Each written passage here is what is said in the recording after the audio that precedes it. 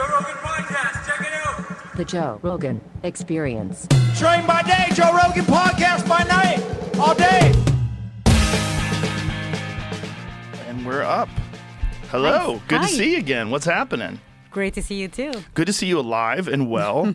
You scare me sometimes with your dangerous adventures, like real boots on the ground investigative journalism. Yeah.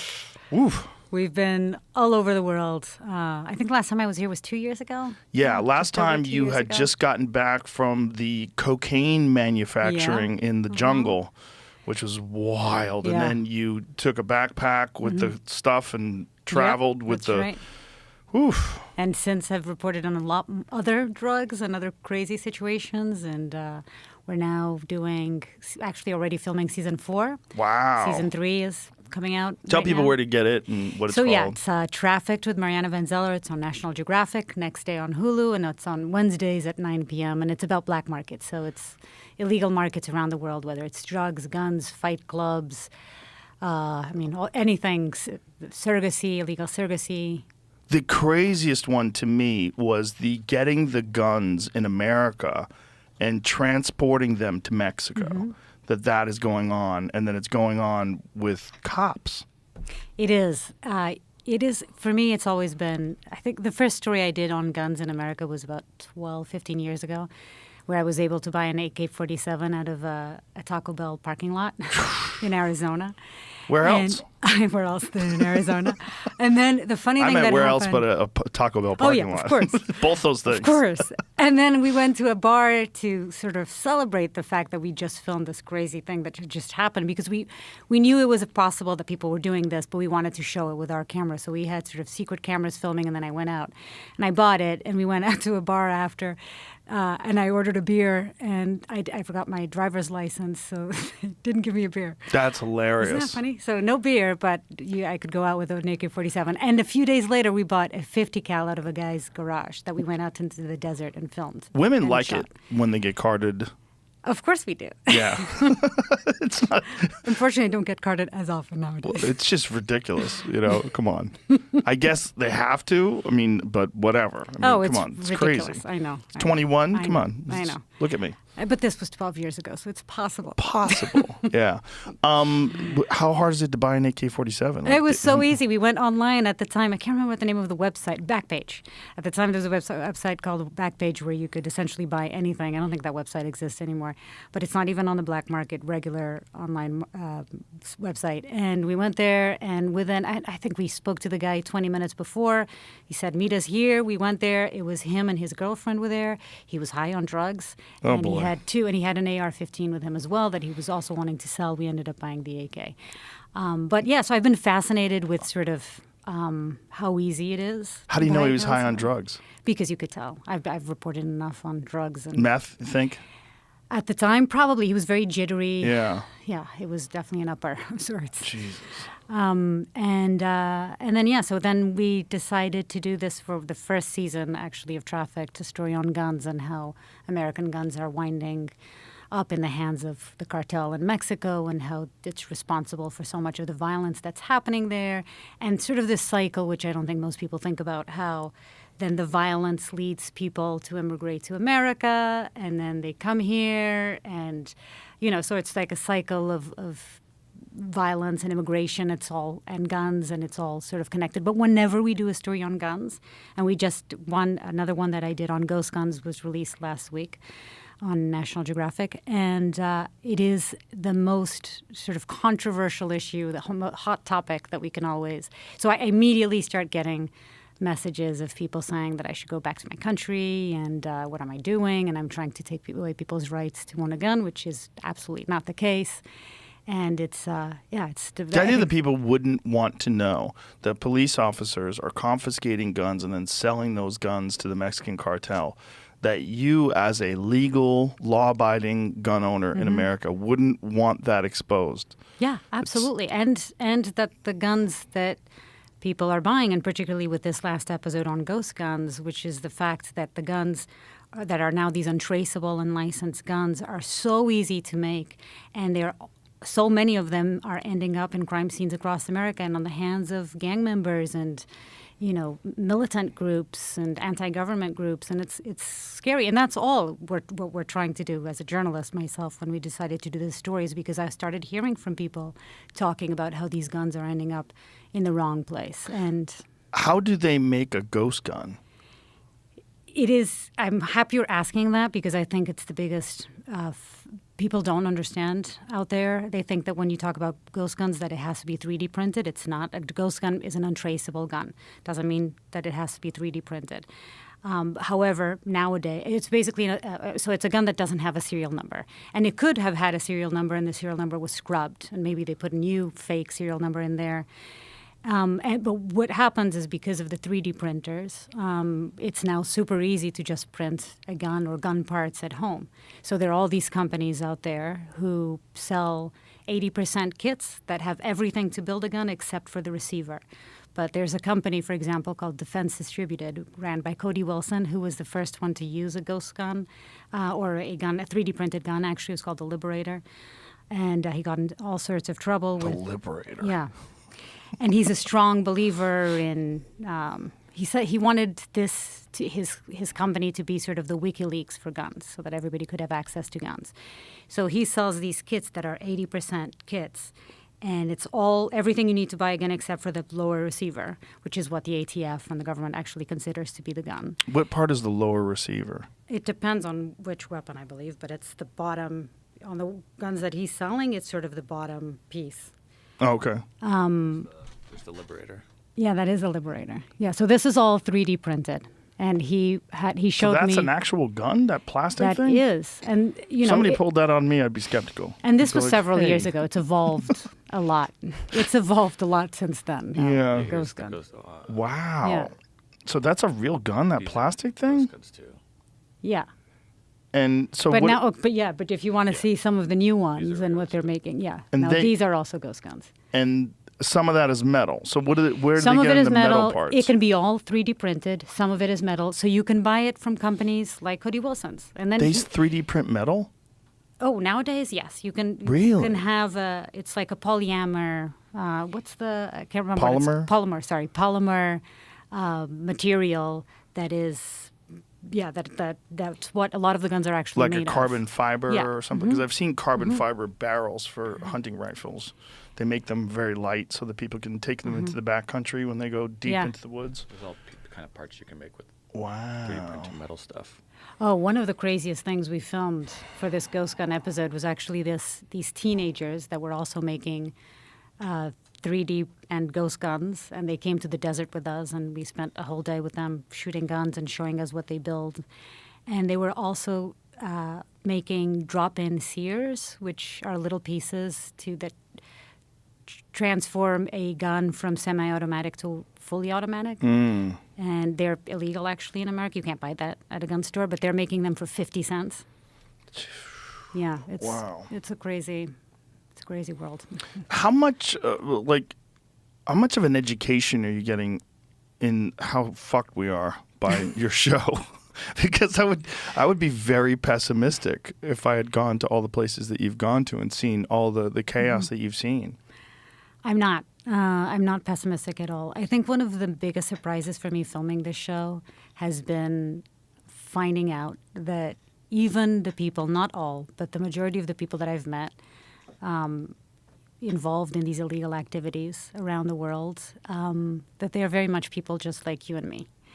And it is more often than not because of a lack of opportunities that they end up involved in a life of crime. And I think, there is the idea that no matter how far I travel to the edges of our society and that I can still find people who are relatable and redeemable makes me actually have a very optimistic view of the world.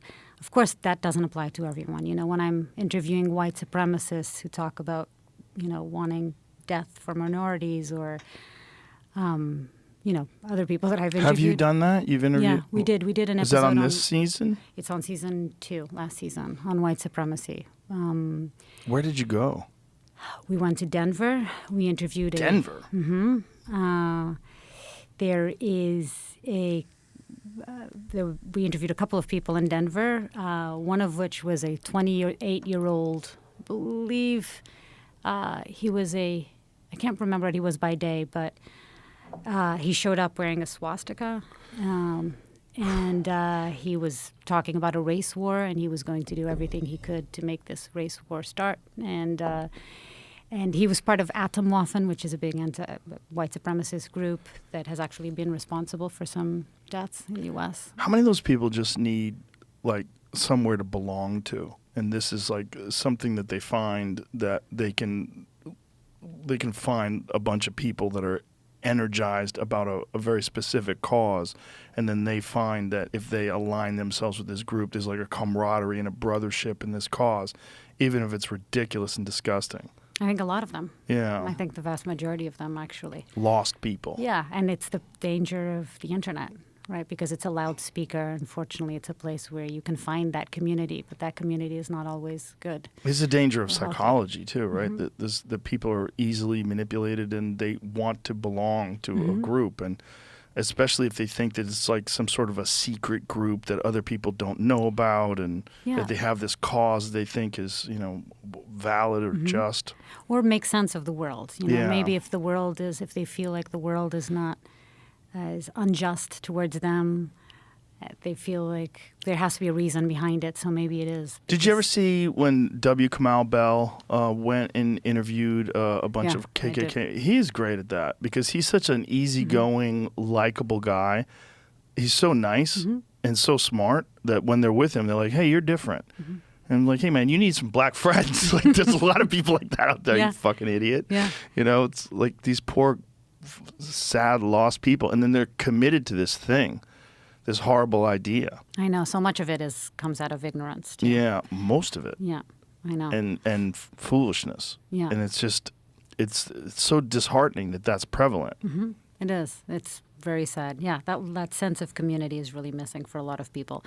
But, unfortunately, it leads to a lot of hate as well. So those were the people that, for me, were really difficult to empathize with. Yeah, I would imagine. What did you do this season? We did Ghost Guns. We did one on LSD, psychedelics. It was my first time ever doing a story on psychedelics. It's a great episode. We basically spent months and months trying to get an interview with an LSD chemist. There's only a few of them out there. There's only like 5 or 6 in the whole country, which is crazy. I know. I just found that out recently. Yeah. It's really, really hard. And we kept hearing about these hermit chemists who live out in the forests and are hidden. And I mean, we interviewed so many people and talked to so many people to try to get access to. And in the end, it was we got access to a chemist who is no longer a chemist, but it was one of the most powerful interviews we ever did. So he quit after you interviewed him? No, he got in trouble. He was an LSD chemist, and he did time in prison, basically, in the UK.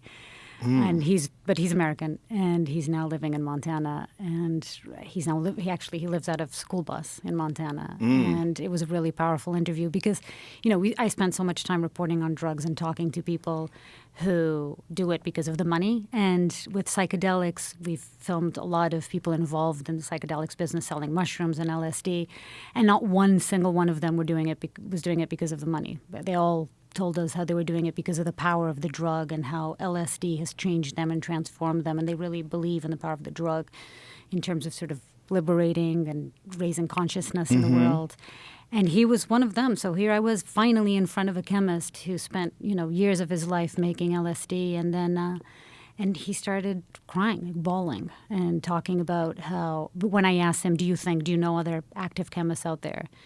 And he told me, look, I do, but I would never give you that name because I would take away from them what has been taken away from me. And he starts bawling, talking about what LSD meant for him, what making LSD meant for him, and how he was robbed of his life's meaning. It's really incredible. I was not expecting it. So he felt like his life's meaning was to provide it.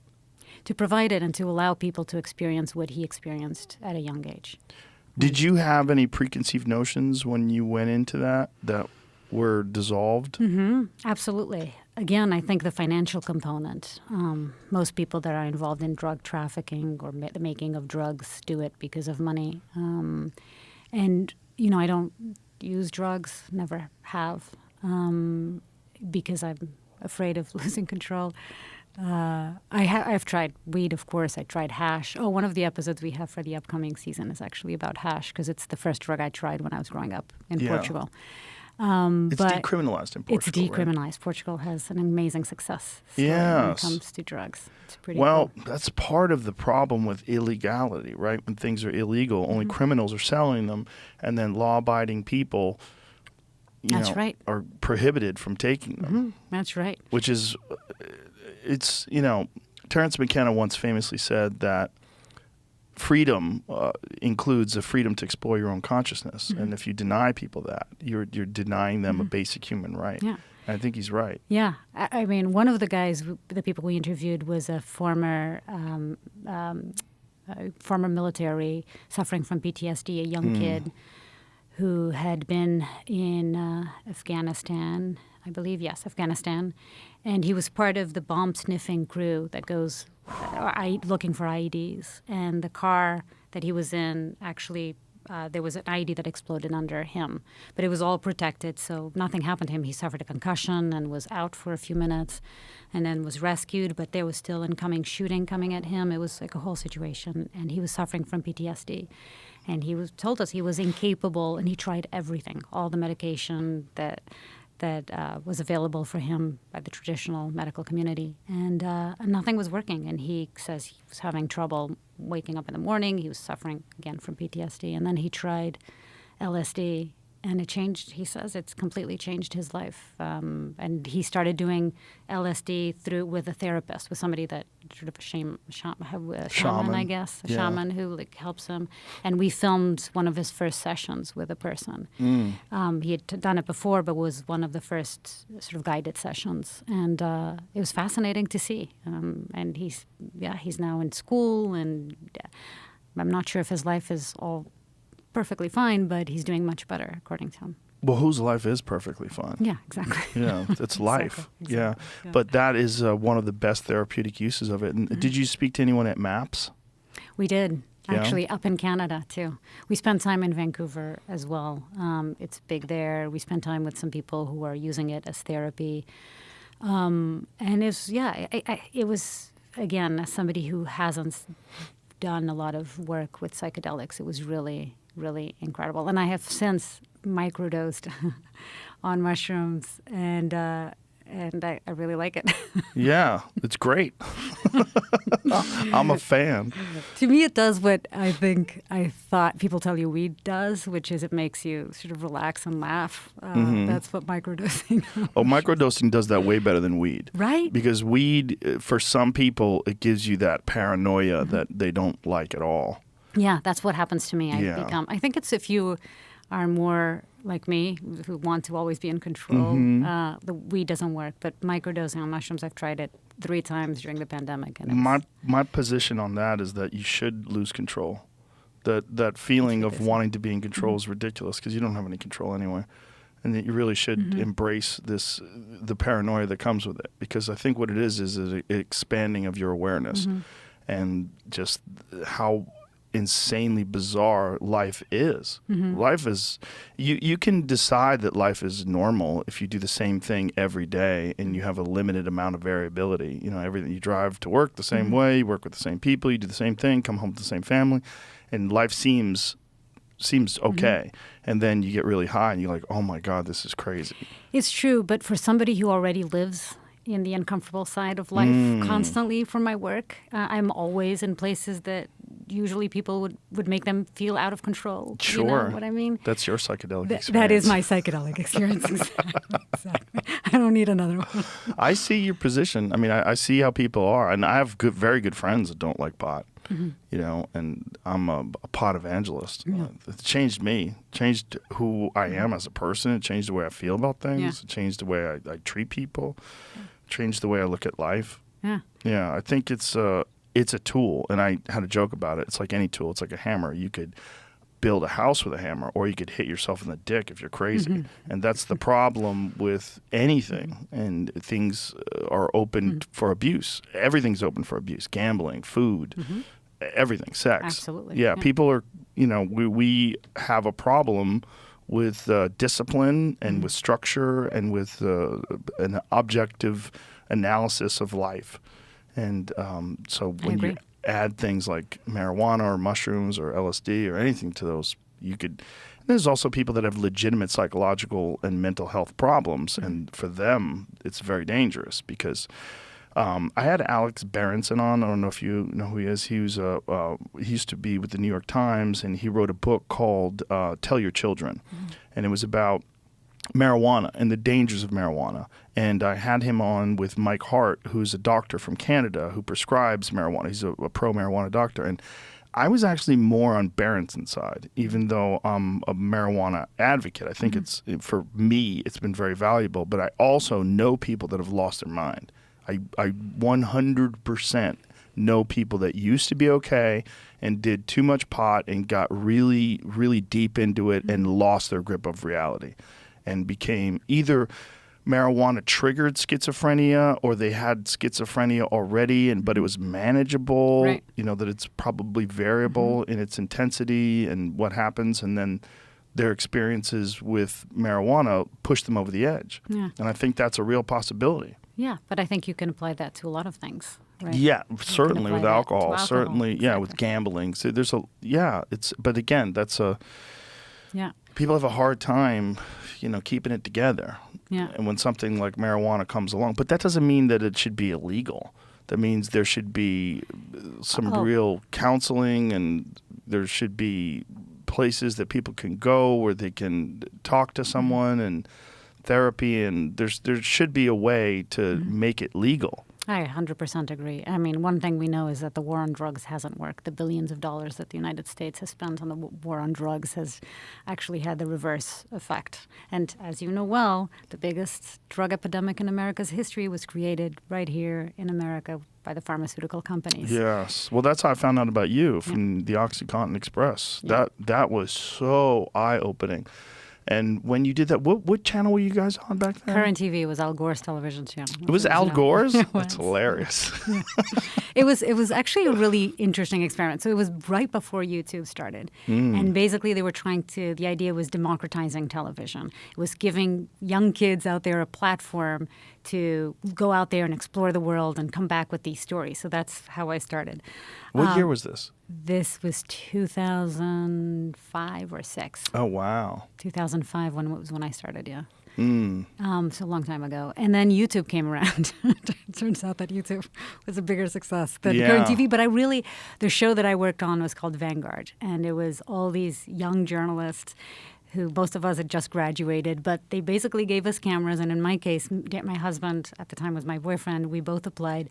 They hired us both, and then we traveled all around the world. He would film, I would be on camera, and then we'd come back. I'd edit, he'd write. We'd do these stories together. And one of the stories we did was the prescription pill story, the OxyContin Express, which is how we met because he tweeted about it. Well, I think your work really changed the way people were aware of that problem in Florida, and it changed the laws because they didn't have databases back then, which was 100% on purpose. Yeah, so you could go you could go doctor shopping. You could Yeah. go from pill mill to pill mill or pain clinic to buy prescription pills.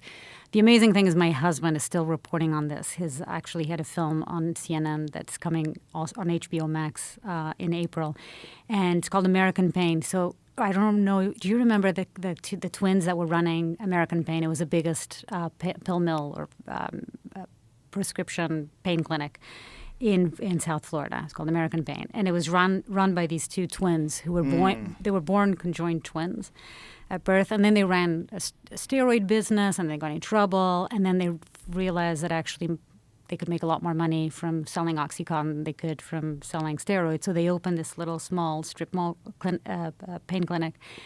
And as you saw, people started coming in from all over the country and buying, and the doctors wouldn't even look at them, and they were prescribing pills like it was Tic Tacs.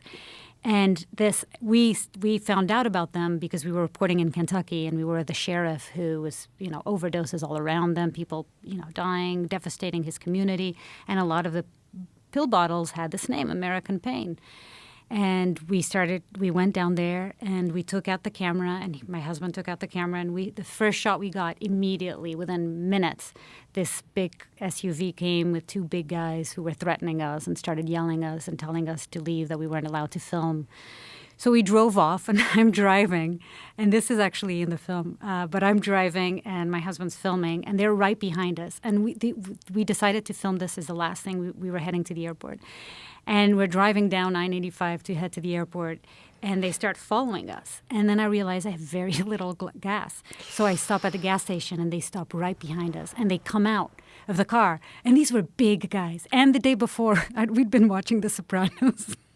So in my mind, they were coming out guns a-blazing, and they were going to kill us both. So I drove off. I was so nervous, and I drove off, and they continued following us, and I didn't put gas in the car. So we're on I-95, and we called 911 and said, hey, we're being followed by this car, and to explain the situation. And then I ran out of gas as we were filming, and I pulled over to the curb, but they were so sort of surprised, shocked. They had no idea, confused by what was happening, that they just parked behind us and they never came out of the car, and then the police arrived. And then they made up an excuse that they thought I was an old girlfriend or something like that. But my husband took down their license plates and found out their names, and it was the George brothers, Jeff and Chris George, who were running the biggest prescription or pill mill in America's history. They were making, I think, something like $40 million a year out of this small little pill mill, strip mall clinic, and it was incredible. And then a year later, one of them just left prison, and the other one was still in prison. So those were the guys that were following you, the guys that owned the organization. That owned American Pain. Our Wow. organization was just a strip mall pain clinic with thousands of patients that would come in and out, and tons of doctors writing prescription pills. And when we were working at the time, where we'd been interviewing off the record a DEA agent who didn't want to go on the record, that we later found out was actually investigating them, and they had wiretaps. So in Darren's movie, he got his hands on all the wiretaps, so you could hear them. And part of it, there's a part where they talk about us and our film and how we were trying to look into them. So it all sort of came. Yeah. That's it. South Florida Pain Yeah, so Clinic. it's South Florida Pain Clinic, and then they changed to a new location, a bigger location, and called it. Yeah, that's it. And God, called it it's American Pain. What a great name, by the way. Yeah, American Pain. And those are the two brothers down there with the fish? Yeah, that's the two brothers. Those are the guys that were chasing you? Yeah. Wow. Well, they found a loophole. It's a crazy story. So they're in prison, and Darren he sends them an email and says, hey, guys, remember that guy that you chased down I-95? I'm doing a film about you. Do you want to be interviewed? And they did. It's a great film. What did they say? Did they just spill the beans about what they did? And they talked a lot about sort of how they grew up and why they did it. I think it's interesting. They had already gotten in trouble, so they had really nothing to lose at that point. But what they were doing legal?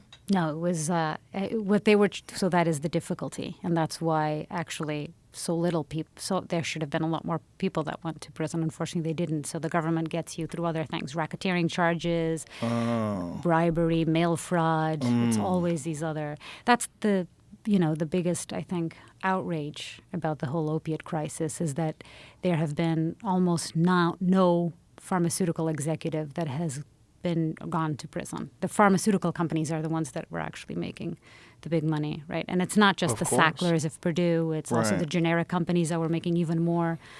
And nobody was actually. Nothing practically happened to them. No one did time in prison. And it's so sad when you find out how many people lost their lives, and how many people, even if they're alive, their lives are destroyed. Joe, having traveled and reported on this, the opiate crisis for so long, it's whole communities that have been devastated. It's horrible. It's the biggest sort of outrageous thing that has happened in America, and it was made here. Again, we can blame others, but it was made here, and because we allowed it to happen. It's just amazing the deception that was involved too.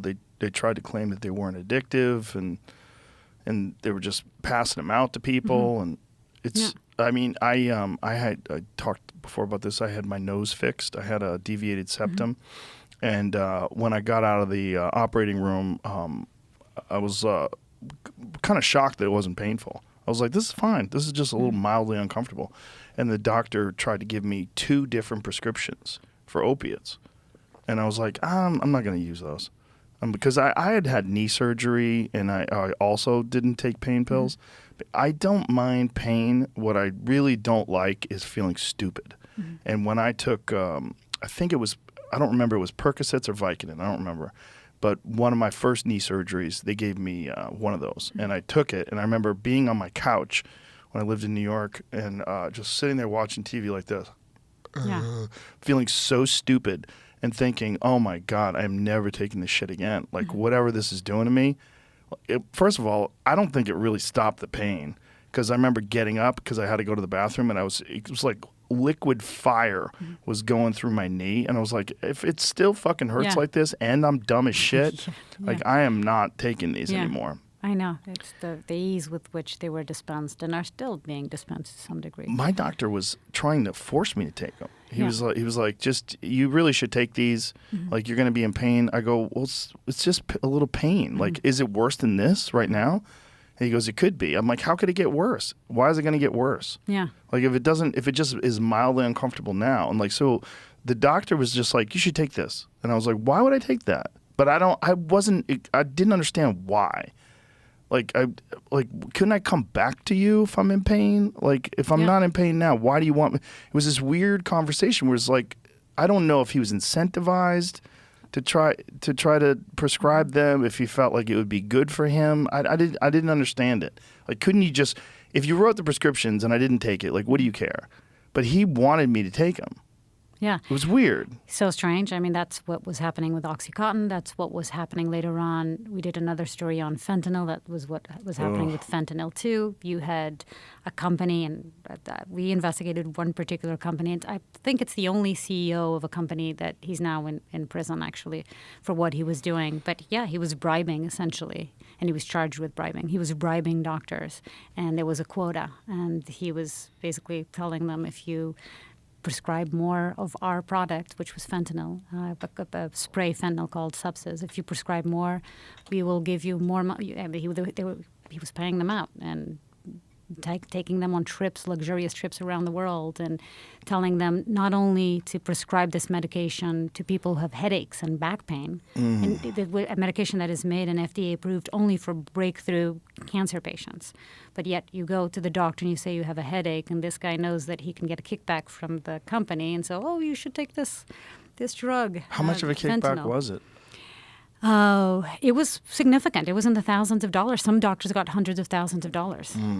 And so they were incentivized. Yeah, there was a big incentive to do it. Yeah, and they were also invited to these luxury vacations and to go to speaking fees.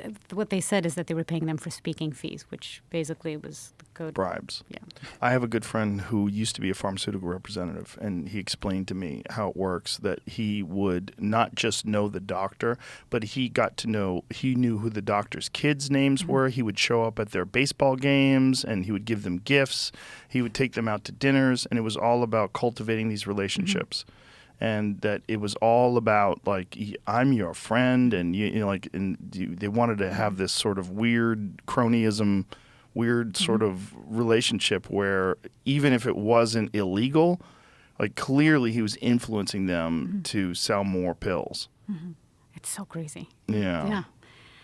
Yeah, it's crazy, and it's crazy that it's still happening, and it's just shocking that not more people have gotten in trouble because of it. What has changed in Florida? Because they did change, and they made a database, right? Yeah, there's a database right now, which was the biggest thing that didn't. So you could go to 10 doctors in one day and get 150 pills from each doctor. At the end of the day, you'd have 1,500 pills, and no one would know about it. And then you'd grab those pills and go and sell them to other places of the country where you could get 20 times more for the same drugs.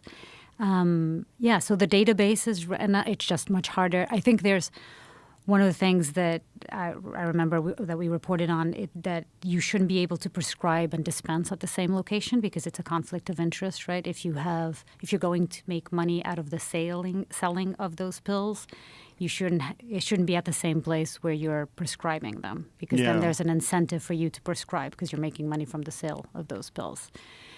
So that was happening in Florida as well, and it's not allowed in a lot of other states. And then the horrible truth is that a lot of those people became addicted, and then they had to get it on the black market. So then they were getting fentanyl-laced heroin. Yeah. And massive amount of overdoses. Yeah, the progression was Oxycontin, and then it was fentanyl, and then it was heroin, and then it became fentanyl. Yeah, and it's still out there. And yet, we talk about drugs. One of the episodes we did this season that's coming out soon, is about MDMA. And we also looked at sort of the therapeutical side of MDMA. But one of the reasons why I became interested in reporting on MDMA, I grew up with going to parties that there was ecstasy all around me, never tried it.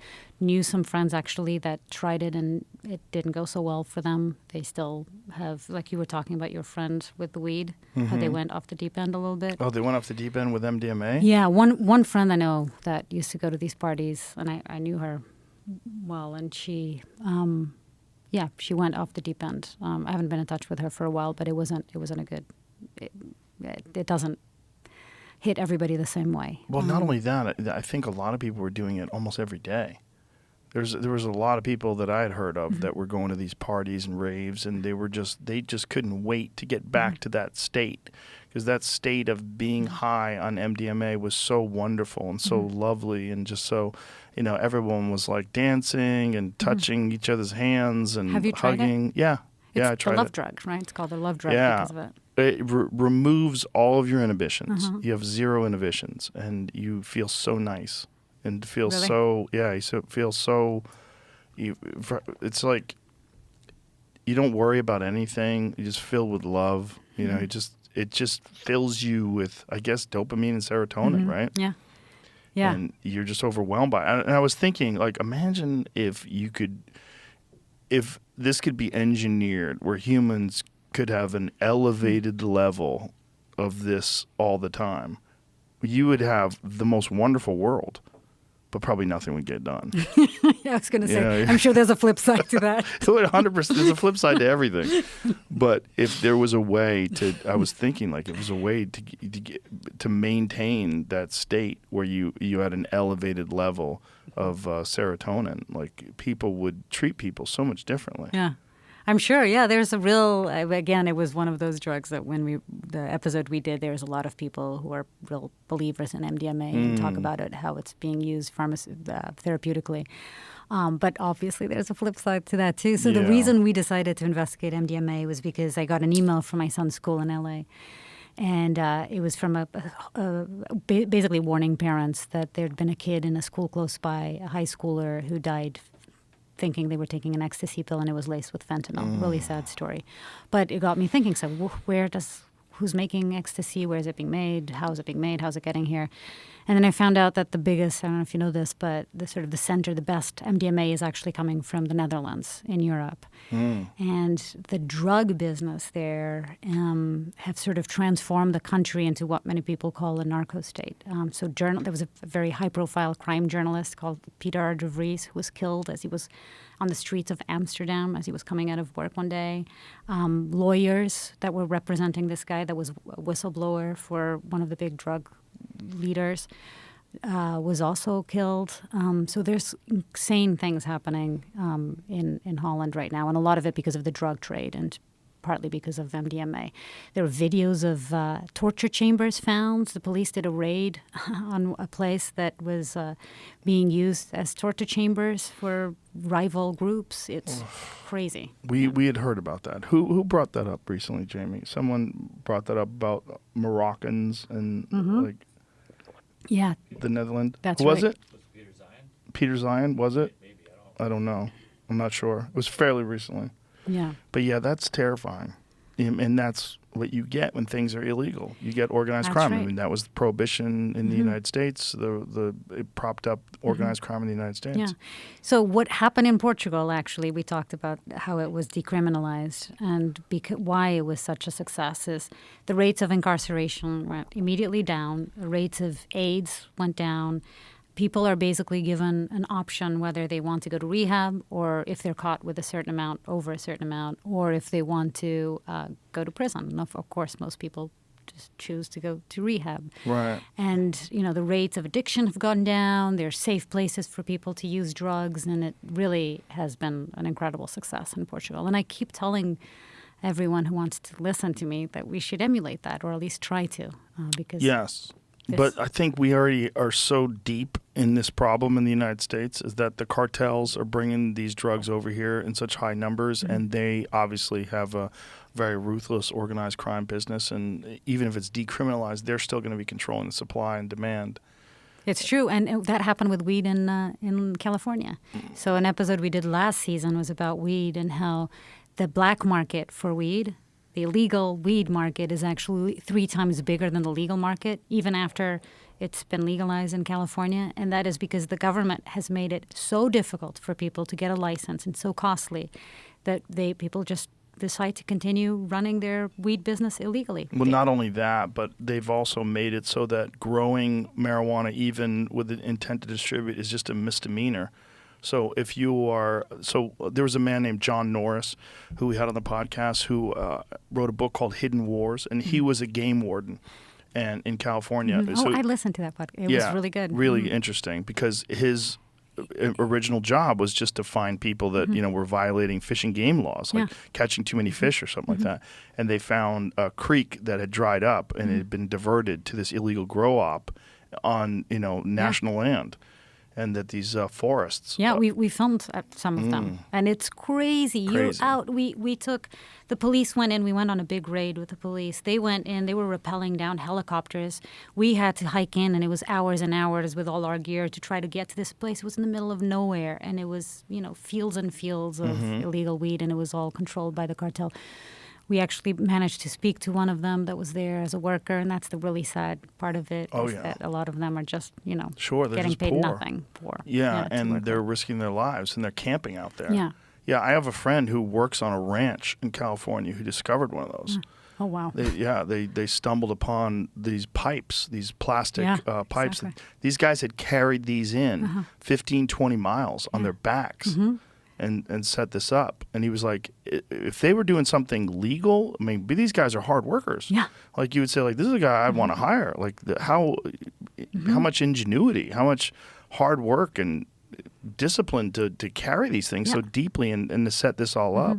But that's the thing with all the black markets, I feel like I investigate, that there is so much entrepreneurship. And, they're really smart. And again, I think that a lot of them, if they were given, again, not all, but a lot of them, if they were given the legal route, they would have been amazing members of our society. Yes, a lot of them. Not but all. The people at the top, though. Oh, no. No. I mean, they're probably too far gone. But the down people at world the of top crime. wouldn't be at the top if they didn't have That's true. people working and making That's them true. money. Yes. Those are the people. That's the real problem with poverty, right?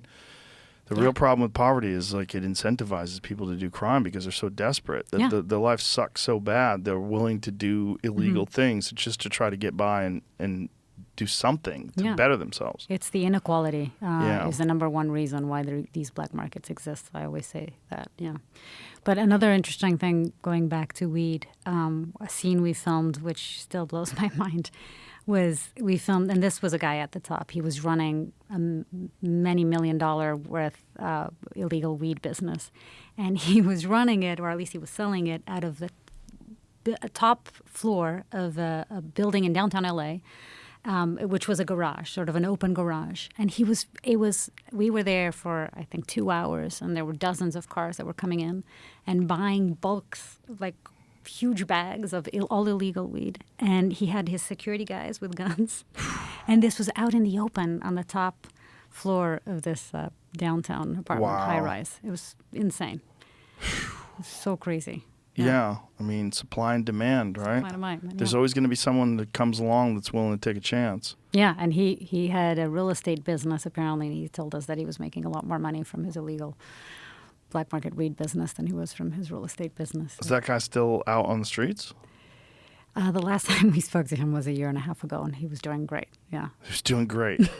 Yeah, and then they have to figure out a way to launder that money. Yeah. Oh, yeah.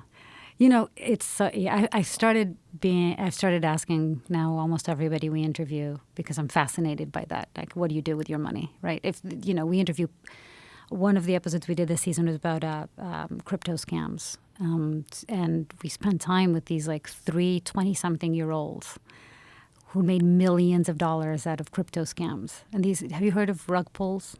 Rug pulls? A rug pull? No.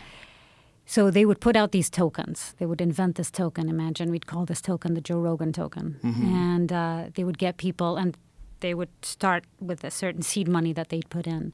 And then they would, this is in the DeFi market. Do you know anything about crypto? A little bit. Yeah. So there's the DeFi market, which is more unregulated market, and where you have all these tokens, which is not Bitcoin or Ethereum. It's more unregulated. And you have these tokens, and you can go and buy these tokens, and there's PR people that are out there telling you that this is the new hottest token, and you can make money overnight. So you set out, you launch this Joe Rogan token, you put some seed money on it, you get a PR person to go out there and get celebrities, putting out social media posts about how this new Joe Rogan token is the shit and you should absolutely buy it. And people start buying it. And after a few weeks, they basically sell all their shares and the price goes down, but what they made, they invested, I don't know, like $100 and they've made millions of dollars. And so people are left with nothing. Yeah. It's a rug pull. And these kids told us that they were making, millions and millions of dollars. And so, one of the biggest questions that I had, so what are you using? How do you launder this money? Because obviously, and I mean, they were flying private. They rented a huge mansion in Dubai. They were there for the crypto convention. And they were investing heavily in real estate and in other businesses, restaurants and businesses like that. It's really fascinating. Yeah, the crypto market is very bizarre. It's this whole FTX thing with Sam Bankman-Fried. I'm just fascinated by that. Me too. Fascinated by it. And I was reading a thing today about the new CEO who was hired to untangle it and find out what was going on. And his depictions, he said it was just 100% old-fashioned embezzlement. And that these people had none of the fail-safes and none of the protection that you would normally give to people investing their money. And they're just moving money around, and they were all on speed. Yeah. And just having sex with each other all together in this one house, 9 of them, just wild. Oh, my God. Yeah. There's a documentary being done. We looked into it because I am fascinated about him. Yeah. Right now, I think. He's fucked. Yeah. They're going to make an example out of him. Yeah. And what's crazy is that they were the number 2 donor to the Democratic Party. So by doing that, they, thought they probably had some sort of protection, probably would have if that other guy from, Binance? If the Binance guy hadn't sank their battleship. Yeah, it was crazy. It's all wild. Did you invest in crypto? No. I have a little bit of Bitcoin. Very little. But it's like I watch it go up, I watch it go down. I'm like, ugh. What do you do with that? Yeah. Yeah, same here. Yeah, we sold a lot of it or cashed out a lot of it to give to Fight for the Forgotten. They were it's a charity that one of the guests of my podcast, Justin Wren, had created to build wells for the pygmies in the Congo. So it went to good. Oh, that's great. I just came from the Congo. Did you really? What were you there for? Doing a story on ape trafficking and actually spent time with the pygmies. Ape trafficking? What? Apes are being trafficked. So people are selling them? Gorillas, chimpanzees, they're illegally being snatched. Baby gorillas go for tens of thousands of dollars. What do people do with them? They sell them to private zoos and people who just want to have animals in their houses. A lot of them end up in the UAE. And it's very, very private sad. zoos. People who don't know what to do with their money and they like exotic animals, and so they own chimpanzees and even gorillas. It's crazy. I remember when I had Mike Tyson on, he was explaining to me how he got into lions, lions and tigers. Tigers, yeah. And it was basically, I think, wasn't he saying that he was talking to a guy about cars? And the guy was, like what kind of cars he wants to buy. And the guy was like, hey, you want a lion? Really? And that's how he got into it? Mike had tigers. Yeah, I remember. Yeah, which is just insane. And apparently when you have a tiger, the tiger will listen to you, but no one else, which is terrifying. So you have this enormous predatory animal that you don't let kill things and has these deep genetic desires to catch things and kill them. Yeah. I mean, that's literally what it's like taking I mean, it's taking a creature that has a genetic propensity for a very specific thing and denying them that thing and then hoping that they don't revert. Yeah, it's insane. It's everything that's wrong with. Well, it's crazy. Do you know that there's more tigers in captivity in I do. Texas than there are in all the wild of the world? I do. We did a story on tigers too. And Texas has the #1 population of tigers in captivity in private collections. Yeah, it's crazy. We visited the Doc Antle. What's that? The Doc Antle. Do you remember? Did you watch Tiger King? I did. So we were filming with. We talked to Joe Exotic and Doc Antle. Do you remember Doc Antle? Which one was he? Is he the guy that ran the sex cult? Safari, kind of. Yes. Is he the guy, the He's weird the one guy with with several all the wives girls? or girls. Yeah, that's the one.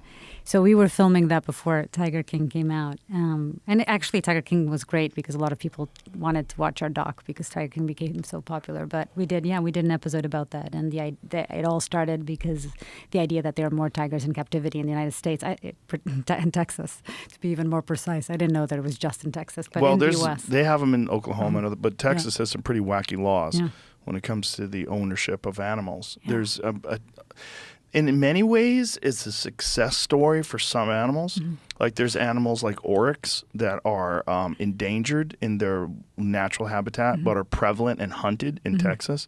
It's very strange. Like I went to a ranch in South Texas recently to hunt wild white-tailed deer and an animal called nilgai, which is an Indian animal that evolved around tigers. This is a crazy animal, really bizarre-looking animal. But they're all over the place. They have so many of them here. And they just have these enormous ranches, tens of thousands of acres. And they have all these animals from other countries there. Like we were driving around, we saw letways and oryx and all these like bizarre exotics that they're all over Texas. And the thing about them is there's no hunting regulations in terms of like wildlife conservation will put limits and tag limits on animals because they're controlling the population and they want to make sure that the populations are healthy. And so like if you're in an area, like say if you want to hunt mule deer in a very protected specific area, there's thousands of people apply for tags, but a very limited number of people get them, and there's a very specific area you can hunt in. And this is all done, and that money all goes to wildlife conservation. It all goes to park rangers and protecting habitat, and it's a very successful and really well-organized and well-funded plan. In Texas, there's none of that. It's private property, so you can hunt these animals 365 days a year. Wow. And they're owned by the people who own the property. So, but again, in many ways, it's a success story because by giving these animals value, they have an incentive to keep their population strong and healthy. And so you have this enormous population of these exotic animals here. Right, which is what they're trying to do in places like the Congo and Rwanda, where you can still find gorillas, for example, is giving them value. So instead of hunting them, there is money going to the people who are currently hunting them, hopefully. The pygmies was an example of that. It was really sort of sad because we spent time filming with them, and they are involved in the hunting of gorillas and chimpanzees. And their story in particular, I mean, they are from a lot of these protected parks. And since the parks became protected, the government is telling them that they can't live anymore there. But this is their life. This is what their, generations and generations before them, this is what they did. And it's not as if they can go to the cities and find a job either. So there's obviously an enormous incentive for them to hunt illegally and kill and sell some of these endangered animals. So I think, one of the things that you see that are examples of success are when you make them profitable for them to be alive. So having tourists come in, having safe conditions for tourists to come in and see and spend time with these animals, going and seeing the gorillas was one of the most incredible experiences of my life. I recommend it to anyone if you're remotely interested in traveling to Rwanda or Congo. It was incredible. So you saw them in the wild? In the wild, yeah. So you hike, and you don't know exactly where they are. We went with park rangers. We left at like 6 a.m. in the morning.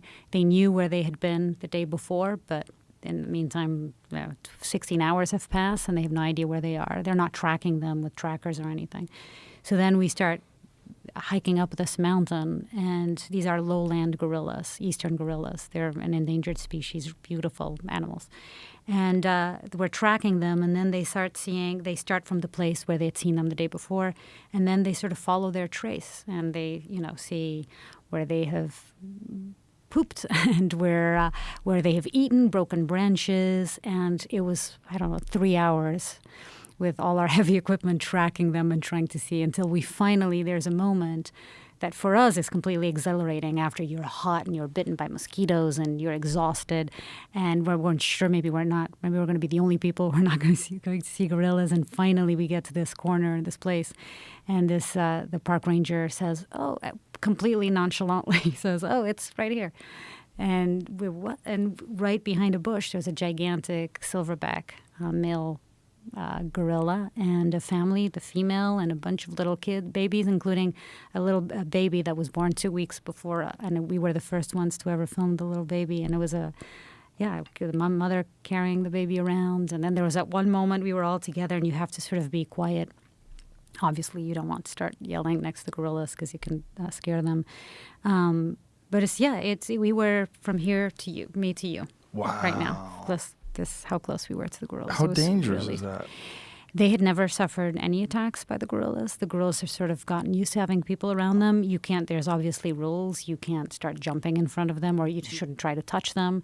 And it depends on, there's different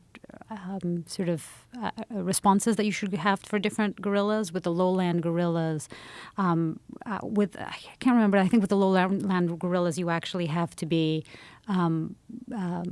you can look them in the eye. There's the other gorillas that are in Rwanda that you shouldn't look them in the eye, that you have to look down. And I actually had experienced that before as well. So I'm incredibly privileged that I've seen gorillas twice. But with these gorillas, you're actually supposed to look them in the eye. I think that's right. But yeah, it was an amazing experience. But you're not supposed to go up to them and touch them. And as we were filming, our producer was sort of behind me, and he was a little bit on this open trail, or this patch that was, the gorillas had gone through, so it was kind of no brush there. And suddenly one of the big gorillas that we had an idea was there came behind him and was fast approaching, and he had to jump out of his place, and it was a really close encounter. But he wasn't coming to attack him or anything. He was just trying to pass through. But they're massive animals, massive. They have never suffered any attacks, and it's really an spectacular experience. There's a video that I saw of these men that are in this gorilla habitat, and this gorilla walks through and grabs one of the men and just drags him. I saw that. Like you would pick up a laptop bag and just move it a little bit. It just almost like just letting them know, like, hey man, I'll just drag you a little bit just to let you know. We all joked that my producer. This is it. Oh yeah. So this gorilla walks up. I mean, this is silverback. Yeah. And look at the size. I of know. him. So he grabs this man by the leg and just drags him. It's a park ranger, yeah. And just lets him go. And look at his face, like, okay, okay. I mean, you imagine the feeling of one of those things grabbing a hold of your leg and just pulling you like you weigh nothing. It's insane, yeah. We all sent around this video joking that our producer is called Paul, and he was the one that got the close encounter. We think that was next time we go. Could have been him. So people are taking those gorillas and stealing them. And, for example, chimpanzees are super protective, as are gorillas, of their families and their kids. Yeah. And so what happens is that a lot of times you have to kill the mother in order to be able to take the babies. So it's when you're stealing one, it's not just one. Sometimes it's the whole family that dies so that you can take the baby with you. Oh, God. But these chimps can go for tens of thousands of dollars. And so there's a real incentive there. And we ended up speaking with a guy who bought the chimps from the hunters and then was selling them, was sort of a middleman, and was telling us how he carries them, how he transports them, all of it. It's really horrible. How much of a demand is there for these things? Apparently a gigantic demand. Really? And there's videos out there that you can see on Instagram and YouTube of people, a little less now, but just a few, but it still exists, but a few years ago, people posting photos of them with their private gorillas and chimpanzees that they just bought. And a lot of it is UAE, you were saying? A lot of it is UAE. Yeah. Right now, the trade is a lot of it is UAE, and yeah. And they have private zoos. Did you visit any of these private zoos? We tried. We got denied access. We didn't get a visa to go to Dubai, unfortunately, to film it. We wanted to, but we didn't get a visa. So in Dubai, they have these private zoos. We know of a few of them that we heard, and we wanted to go visit and ask questions and continue our investigation to find if any of them had come from the Congo. And who are these people that have these private zoos? Just really, really wealthy people? Some are not even public zoos, so it's private, so it's just for them and their friends. There are others that have parks, a little bit like Doc Antle's Safari Park, where people can come and pay and visit the wild animals. All sorts. And some people like to post it on Instagram, or people pay to go and take selfies with these animals, which I cannot believe that this is still a thing that happens today. People pay and want to take selfies with wild animals. It's very sad because it's incentivizing the trade is what it's doing. Had you heard anything when you were in the Congo about those extraordinarily large chimps, the Bondo apes? No, the Bondo apes. Yeah, no. There's like a subspecies of chimpanzee that's enormous. Mm-hmm. They're much larger, and the locals have two categories that they call the smaller chimps. Tree beaters, because they're up in the trees, and the bottom ones they call lion killers, and they nest on the ground like gorillas, and they're huge. Oh wow! Yeah, there's I think he's from Switzerland, a wildlife photographer named Carl Armand, and he was one of the first people to definitely document these things, because there had been old photos from like the 1920s, these black and white photos of these ones that they had killed that were huge. And there's one famous photo of these two men that are at you see, that's one of them. Oh, wow. But that's not even the biggest one. There's that one up there, that one. Look at the size of that thing. Wow, that does not look like a chimp. I know. It's enormous. And that one they killed, they call it the Bili ape, the Bondo ape, and they have a crest on their skull like a gorilla does. And so initially they thought that they were a hybrid. That one is one of them that was walking upright. That photo to the left of that, Jamie, the one down below that, right there, that one. That one was a photo that they took with a camera trap. So like it walked by upright, and they saw this one walk across the road, and they said it's 6 feet tall. A 6 foot tall chimpanzee that was, hundreds and hundreds of pounds. Really, and they endangered. Well, they don't know how many of them there are, and there was a lot of speculation as to whether or not they even existed. But now they have bones, they have tissue, they know it's a chimpanzee, and they have video of these things, and they're enormous. They have video of one of them eating a jaguar. No way. Yeah, or excuse me, a leopard. That is because it's in crazy. Africa. Yeah. Yeah, so they don't know if it killed it or if they found it dead and they were eating it, but they call them lion killers. But you can imagine a chimpanzee that's 6 foot tall, 400 they're pounds. They're super aggressive. They can be. Chimpanzees in general can be super aggressive. They're like us. Yeah. Like closest to us. They're closest to us, yeah. Which is really fascinating because then you have the bonobos that are also really closely related to us. And they're all about sex. Yeah. Just peace and love. And they only exist in the Congo. Yeah. I didn't know they were all about sex, though. Is it? Well, they have so much sex with each other. They have sex to solve problems, to resolve issues. They're like chimps on MDMA. Yeah, something like that. I mean, I wonder what's different about them. It's really interesting because they're like the peaceful chimps, but the mother will not have sex with her son.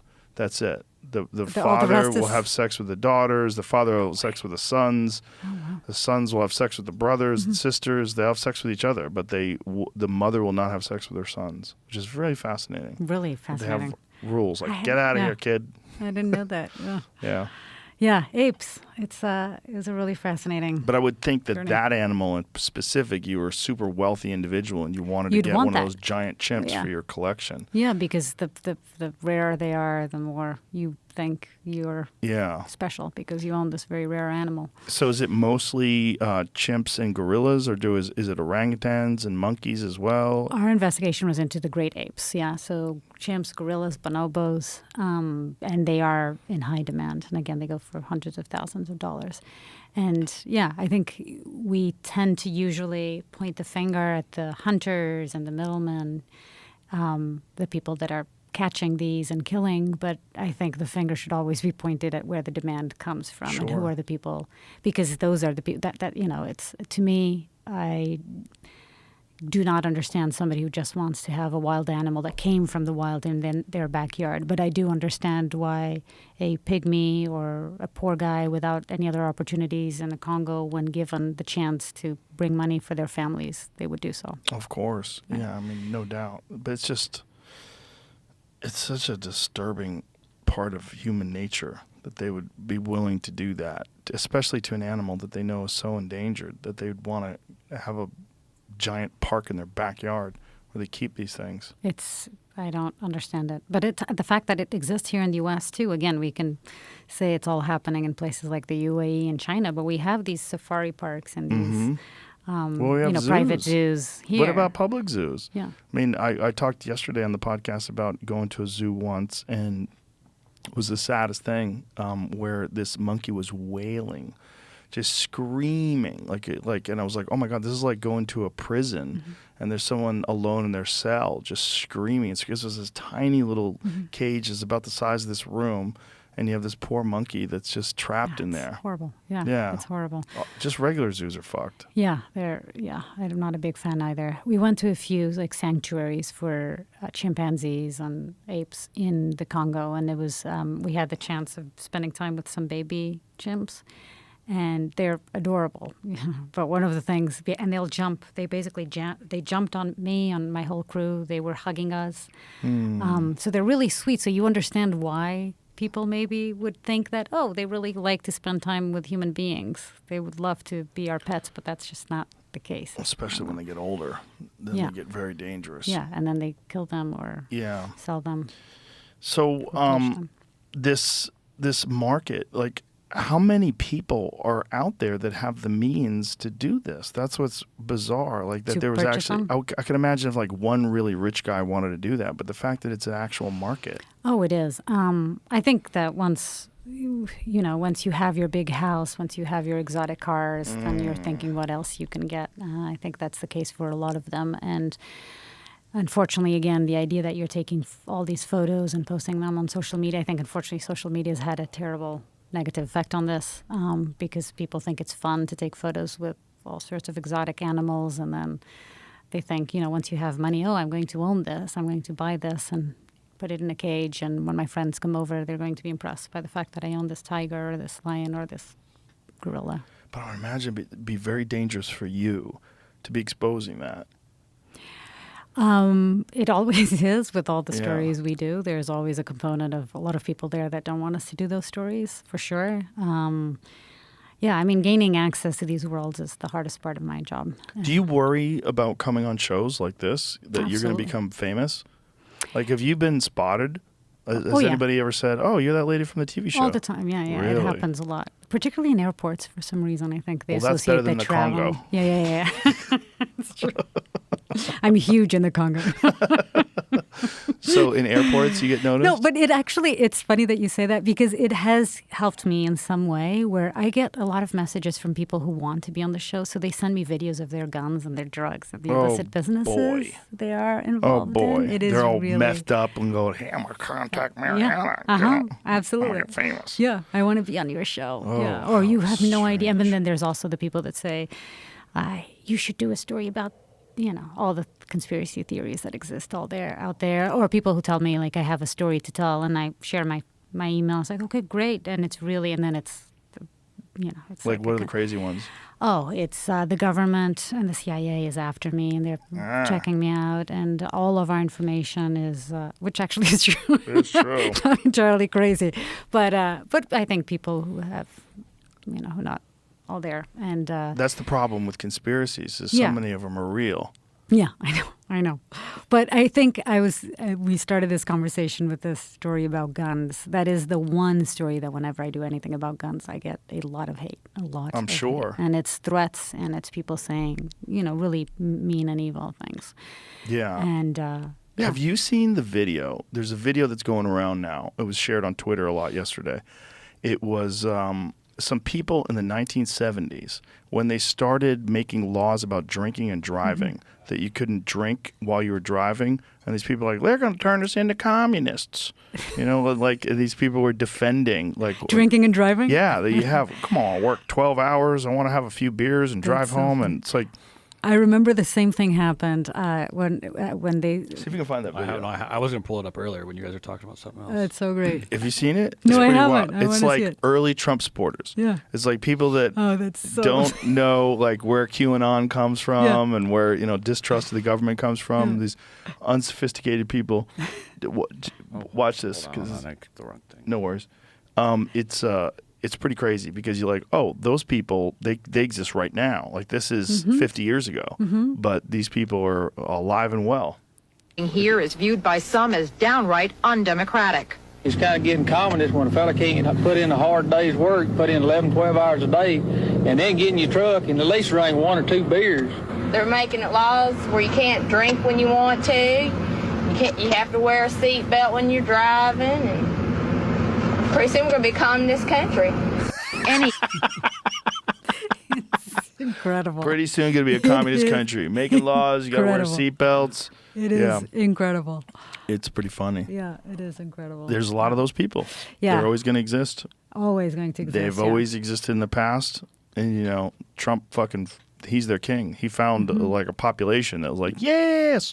They Yeah. don't care what he does. He's our guy. He's our guy. Yeah, I know. I get a lot of that. Yeah. I get a lot of people say, I used to love your show, but now I saw your gun story, and now I realize that it's all fabricated and it's all you pay actor. Oh, that's one I get all the time, is people thinking that my show is fake because it looks really beautiful. Sure. Because we have an incredible cinematography team behind us, who's actually a lot of the people that work on the Bourdain show on Parts Unknown before. So they're incredible. It's National Geographic, so it has to look good. So yeah, but I always say my life would be so much easier if I could just script this and and pay people to do this. Unfortunately, that's not how it goes. No, you're 100% legit. And there are people that do shows like that where they do have fabricated stuff, unfortunately. There's a lot of nonsense out there. Yeah, the amount of time, the amount of trips that I've done halfway around the world to wait for people that don't show up, or the amount of back alley meetings that I've had with people trying to convince them to be on camera, and eventually they say no. Even disguised. So there's just an incredible amount of work. Have there been subjects that you tried to investigate but you couldn't get access and you couldn't do a story on? Yes, and it doesn't mean that we're not going to. I'm still trying. A lot of them take, months, sometimes even years to investigate, and then we only start, once we get access, then we start. Like what subjects? LSD was one of them. Finding a chemist, and I think that the whole premise of the show became me trying to find a chemist willing to go on camera, and that at the end actually never happened. We found a former chemist, but not an active chemist. But I think the show is equally powerful with or without. But that took months, and I think we started investigating even the season before, and we were wondering if this was something we should do because obviously the access wasn't there. We thought if we gave it more time, there would be more access. There's another episode we really want to do on dirty bombs. Dirty bombs. And we started looking into it, and we had a team that traveled to a country. I can't tell you which the country is yet because I'm hoping we can go back, and I'm afraid if they hear it, then they're not going to let us in. But to a country, and we were hoping we could get access, and then everything failed, and then they said we were being watched by the government, so they had to leave. But that's still an episode I want to do. So the government is protecting dirty bomb manufacturers? Yeah, it's radioactive material that can be transformed into dirty bombs. It's actually explain a dirty bomb to people that don't. It's when, for example, Chernobyl, the massive nuclear explosion that happened, accidents that happened in Ukraine. There's a lot of radioactive material still left there, and it's really difficult. You can't. There's sort of security perimeters around it. You can still get really sick if you go in there, but there's actually still people giving tourists an underground tour, black market tour, where you can go and visit Chernobyl. So there is a way in. So it is actually pretty easy to get your hands on radioactive material and then transform it into dirty bombs, which are really powerful bombs that have enormous, devastating impact and can kill a lot of people. And so there's a real fear out there that, groups like ISIS are getting their hands, or were getting their hands on radioactive materials and making dirty bombs. And we started looking into it, and we still haven't been able to get the access we So want it's a to bomb story. that sprays this radioactive material? Yeah, it's a radioactive bomb, yeah. And the idea is that it's just going to make a huge population sick with radiation poisoning. Yeah. Yeah, and it's very, very, very dangerous. Has that ever been implemented? Has anyone ever detonated a dirty bomb? That's a very good question. The United States detonated a bunch of nuclear weapons during the Second World War. Sure, but I mean a dirty bomb. But a dirty bomb, I don't think so. Not So it's yet. theoretical? It's still theoretical, but it's available. It's out there, and I know that there are investigations, and that there's a belief that they're already in the wrong hands. But again, it's a subject that I think we need to investigate a lot more before I can comfortably talk about it. How many episodes did you do this season? We do 10 episodes. We did 8 the first season, but then people really liked it, so we started doing 10 each season. And it's a lot of work. I always say it's the hardest show on television because you're trying to get access to these very secretive organizations. We did one on bikes, motorcycle gangs, or clubs, as they like to be called. The ATF calls them gangs. And getting access to the 1%ers was also crazy hard. And basically we were trying to figure out where their money, they're involved in the drug business, and we were trying to figure out how involved are they, and if they're involved, and people who would be willing to share that with us. And eventually we found somebody, but we got to spend time with a bunch of different groups, the Vagos in LA, and the Sons of Silence they were in what's the name of the town that hosts, I've suddenly forgot, that hosts the biggest motorcycle rally? Sturgis, yeah. We were there at the peak of COVID. It was in 2020. We were filming in August at the peak of Sturgis of COVID, and there was a bunch of people with Trump flags, and COVID did not exist at Sturgis. Yeah. It was such I'd just come, it was like the second episode we did. And coming from LA, very liberal, having heard everything about COVID, and we were filming our show we spent 2 months not filming, and then in June we started filming. So we were very fast and we were traveling all around the world, and we figured out a way to make it work. But suddenly arriving in Sturgis, and not one single person is wearing a mask, and there's all these bars and people partying, and it was wild. It was really wild. But yeah, and then we spent time at the Sons of Silence camp. It was really fascinating. And what's their philosophy? Like, what are these? A lot of these, so it's really interesting, actually. It's the only sort of outlaw group that was born in America, it's made in America. So unlike the mafia that comes from Italy, right, or the cartel, it's the only outlaw group that is completely 100% American. And it started with a lot of vets from the Vietnam War, who basically felt like they lost a sense of identity and community once the war ended, and they came back and they started meeting, and then they created these motorcycle groups, and they call themselves the 1%ers because they say that the rest of the clubs, the 99%, are above the law, which means that they consider themselves to be outlaws. And there are many cases out there. We interviewed an ATF agent who's been involved in some of the craziest, largest undercover operations in America's history, where he was able to infiltrate a couple of these groups, and really fascinating stuff. I mean, he got patched, so he got a patch, which takes years to get. But They believed him. He went through polygraphy tests, how do you call them? Polygraph tests, yes. And he passed them, which is crazy. Well, they don't work. But then he was lucky. But yeah, polygraph tests, you could trick them. Yeah, well, Yeah. he did trick them. But the Yeah. guy on the other side giving him the test had like a gun. And things could have gone south really fast if he had suspected that he was not who he said he was. And so we filmed with him, and then eventually we got somebody from one of the groups telling us how it all goes down. The drugs and how they make their money. That's Sons of Anarchy, right? That's the classic thing is these people that infiltrate and then become one of them. Did you watch that show? No, I didn't, but I've heard of it. Yeah, it was I really watched good. one episode. I liked it a lot. Yeah, it was great. But that is did you ever read Hunter S. Thompson's book, Hell's Angels? I didn't, but it's a on great my list. book. It's that was really the book that kind of made him, and it was. I mean, the people that were in the Hell's Angels were very upset because Hunter has this way of writing, or had this way of writing, where it's like you couldn't really. There was a lot of fiction mixed in. There's a lot of like craziness mixed in with the reality of it, and that is gonzo journalism, this thing that he sort of coined, but that was all about those guys that had got back from Vietnam and they just felt like society was bullshit, and they didn't want to be a part. They just wanted to be free and ride motorcycles, and I'm sure a lot of them had PTSD and all fucked up from their experiences, and just feeling that they were used by the government and they wanted to be outlaws. Yeah. We went to the funeral of one of them. We filmed in L.A., and it was the most incredible. It was a Mongol's funeral.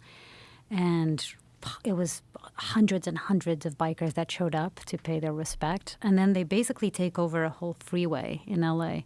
It's hundreds of bikes that follow the cars, and it's an incredible spectacle. And then we were with the head of the ATF unit that sort of investigates them, and so he's recognizable for them. And we got a lot of middle fingers and people that weren't happy that we were there. Yeah, of course. Yeah, it's a good one. What else did you cover this season? What else? We went to Ukraine. Really? Yeah, one of the best episodes I think this season is about, it's coming out this month actually, at the first year anniversary of the war in Ukraine. But we went to Ukraine. Yeah, we did a story. It was a first story about surrogacy. So the Ukraine has become a center for surrogacy around the world. Surrogate pregnancies. Yeah, so people who can't get pregnant, and they basically hire a woman to carry their baby, a hired womb. And it's legal in the United States, but it will cost you between $150,000 to $200,000. So it's cost prohibitive for a lot of people. So they've turned to places like Ukraine. It's not legal. It's actually illegal in the majority of countries, but it's legal in Ukraine. And they have a strong commercial surrogacy program there, and a safe one before the war. But what happened was when the war broke out, there's a lot of actually American babies that are in Ukrainian wombs and that were stuck in the war. So we managed to actually follow a couple from the Bay Area as they head into Ukraine. And the funny thing about the whole story, it was the first time I just gotten COVID for the first time. And the baby was about to be born in Ukraine, and we knew we wanted to be there when the baby was born because we were following these parents as they were meeting their baby.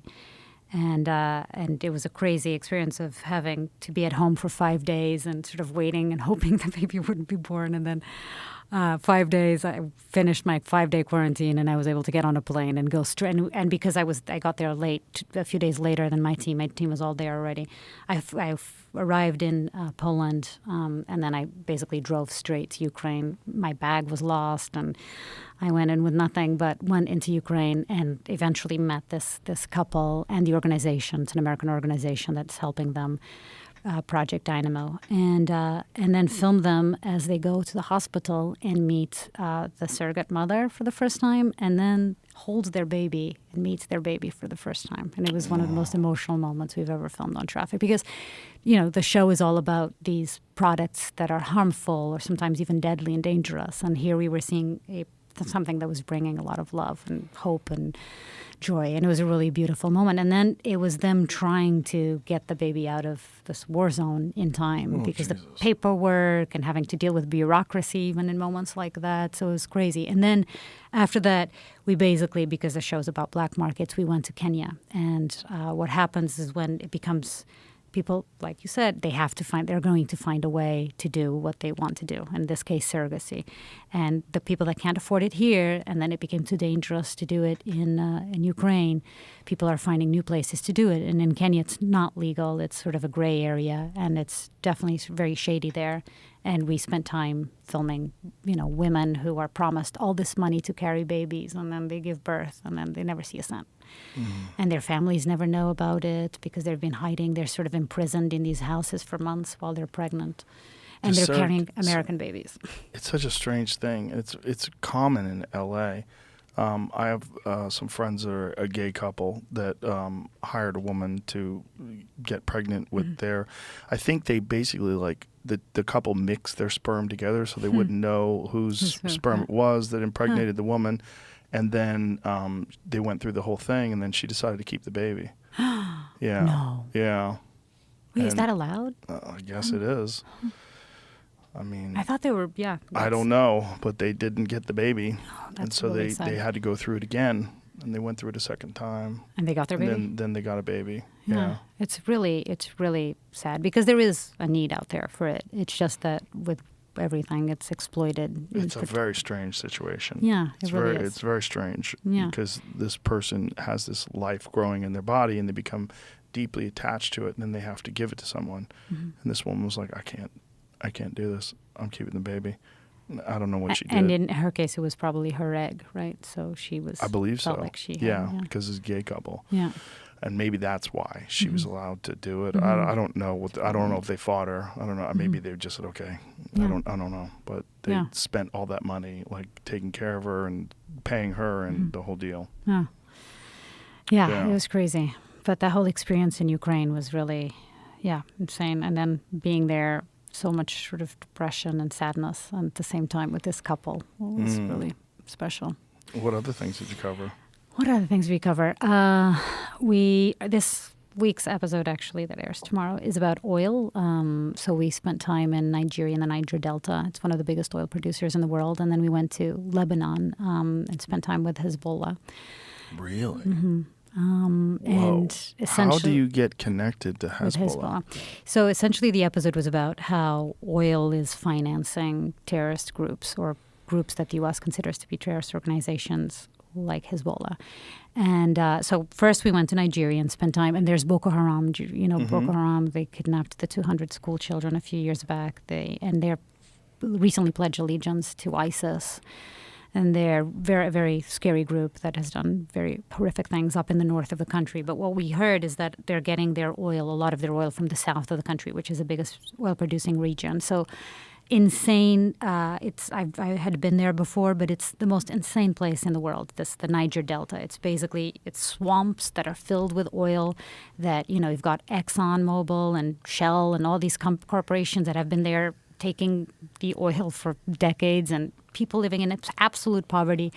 And at one point they decided, fuck this.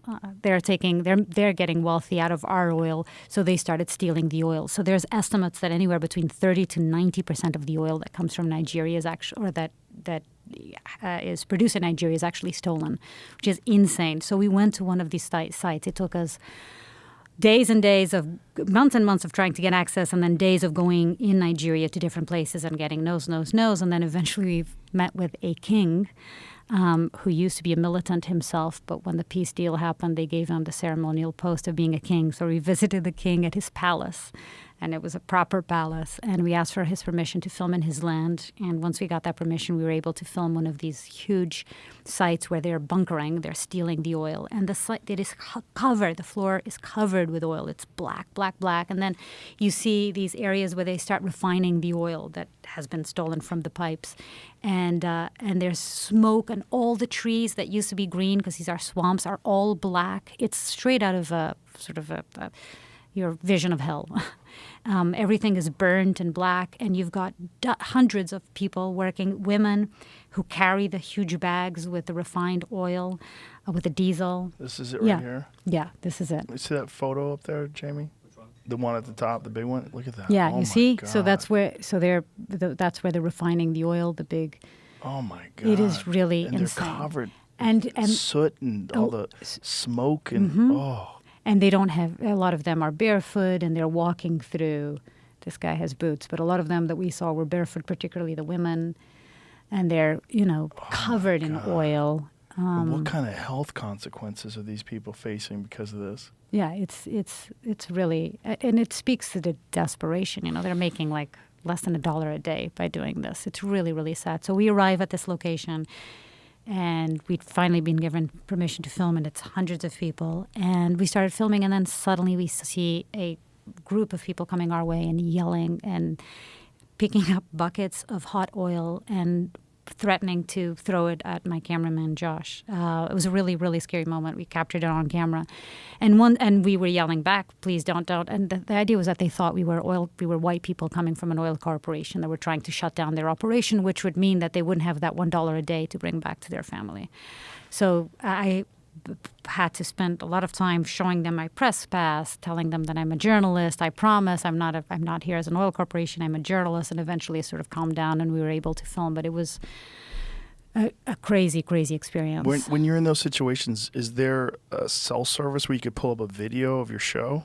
Yeah, I usually do Instagram, and in that case there was actually self-service, and I showed Instagram. I showed, you see, I'm a journalist, but also what I get a lot is, I mean, yeah, you could have made that up, which is true. Right. I could have made this up, but yeah, I always carry a press pass that says National Geographic, and it has my name with me as well.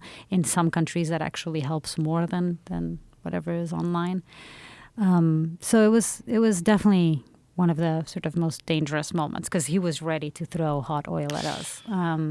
But things calmed down. We were able to film it, and then a week later we were on the border between Syria and Lebanon with a group with Hezbollah, and then with a group that works with Hezbollah, and seeing them bringing in unsanctioned oil that was coming from Iran, and that is basically providing jobs and money and financial help to Hezbollah. How did they steal the oil? They didn't steal; it was given to them by Iran. Oh, okay. So it's sanctioned oil. So they're sanctions, U.S. sanctions. So they're not supposed to be selling their oil to Lebanon. But Hezbollah did this whole sort of PR campaign where they had these huge Iranian tankers with oil, and they paraded the oil down the streets of Lebanon, and it was basically a big fuck you to the United States. Here's what we're doing.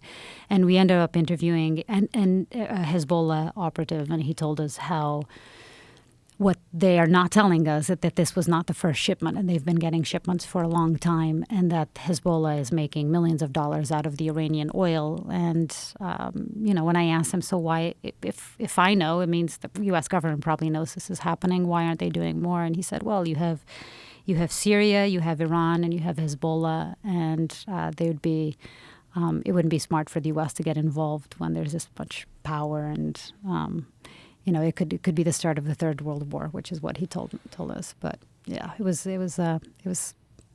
insane. But you're saying that 30 to 90% of this oil, that's in Nigeria. In Nigeria, was stolen. Stolen, and then a part of it ends up with Boko Haram, which is a terrorist organization in Africa. And then how are they stealing the oil? With that's all stolen oil. The fields and that how you are they saw getting there, it? They basically make holes. They are able to take the oil directly from the pipes, the legitimate pipes that exist there from ExxonMobil and Shell and other corporations. And they're able to take the oil out. It's what's called bunkering. It's the stealing of oil. And then they refine it there. And then they put it in these gigantic plastic bags. And the women usually carry these plastic bags on their backs. Heavy, dangerous, hot oil, diesel in this case, once it's refined. And then they put them in cars and they smuggle them and sell them to everything from gas stations to terrorist organizations. Wow. Yeah, it's an interesting thing because I think we all think of, when you think of terrorist organizations, you think of, how are they getting their guns, how are they recruiting people, but you don't think about the number one thing that they actually need is oil. That's what they need for everything. And then we went to a center where they were rehabilitating former Boko Haram militants and spent time with them. And they told us, it's the number one thing that we're always trying to get is oil, and how they were planning on getting into an American plane and their number one enemy is the United States. Oof. Yeah. How much has this affected you personally? I mean, you get to see some of the worst aspects of human life in a lot of ways. Some of the most disturbing aspects of human life. I do, but I always see it through the eyes as a journalist. I think that's what protects me in so many ways. I think like how my cameramen that I work with, who are amazing, always say how their protection is seeing it through the camera, and it gives them a certain level of protection. But then I don't want to sound too naive, but it is true that the fact that I find so many of these people to be so much like me and Yeah. so human really gives me hope, because again, it's about what are the motivations, what is making these people do what they do. And if we can get at those motivations, we can actually do something to prevent these black markets from existing. And I think that's what's missing, is that we're always trying to sort of put a cap on these black markets, whether it's the war on drugs, or whatever it is. We're trying to get to the sort of a very short-minded solution to the problem, or a short-term solution as well. But really, what's at the crux of the problem, at the center of all of this, is the inequality that exists. And if we provide people jobs, whether it's the militants that are now with Boko Haram, if we had given them jobs, or the kids in the cocaine trail, all of these people, the vast majority of them, if you provide them a job in the legal world, they would much rather do that. Not the guys at the top, because they're making a shit ton of money, but the guys at the top wouldn't be able to run their operations if they didn't have, an army out there of people without opportunities. Well, what you do is so important, because if people didn't have access to the kind of footage that you're able to provide by going there and doing boots on the ground journalism, people wouldn't have this understanding of the reality of the world. Yeah, thank you. It's I love what I do, so none of it is a sacrifice, but it does take me away from my family. I've spent half of my time on the road, and I'm a mother, so it's difficult. But I can love what I do. imagine. That's got to be very, very hard. Yeah. Have you investigated cobalt mining? I haven't, but I have a friend who has in the Congo as well, and I've been wanting to. Did you have somebody recently? Siddharth Kara, who wrote a book on it, and he was over there for quite a long time, and it's in the Congo. Yeah, the footage of it is insane. These people, what they call artisan cobalt mines, it's basically people with hammers and no protective equipment, women who are like 19 years old with babies on their backs, and they're like digging into the ground, pulling out this cobalt. And, he was saying essentially that there's no such thing as like clean cobalt. Like most cobalt, like these are these cobalt mines. It was insane. And Siddharth, who had risked his life to go there and try to show this and expose it. What is his book, Jamie? He just put out a book about his experiences, but having him on was like one of the heaviest podcasts we've ever done, and him explaining that these companies are doing this, and they're well aware, and that this is cobalt red. Wow. How the blood of the Congo powers our lives. Having this conversation with him and realizing that every smartphone has this in it. And this is something that people are blissfully unaware of, the source of the material that is powering the most sophisticated electronics that we use to operate our lives. We are, but the owners of the companies are well aware, right? They're well aware. They must be. Yeah. He was explaining how Apple and all these other companies that every smartphone has this.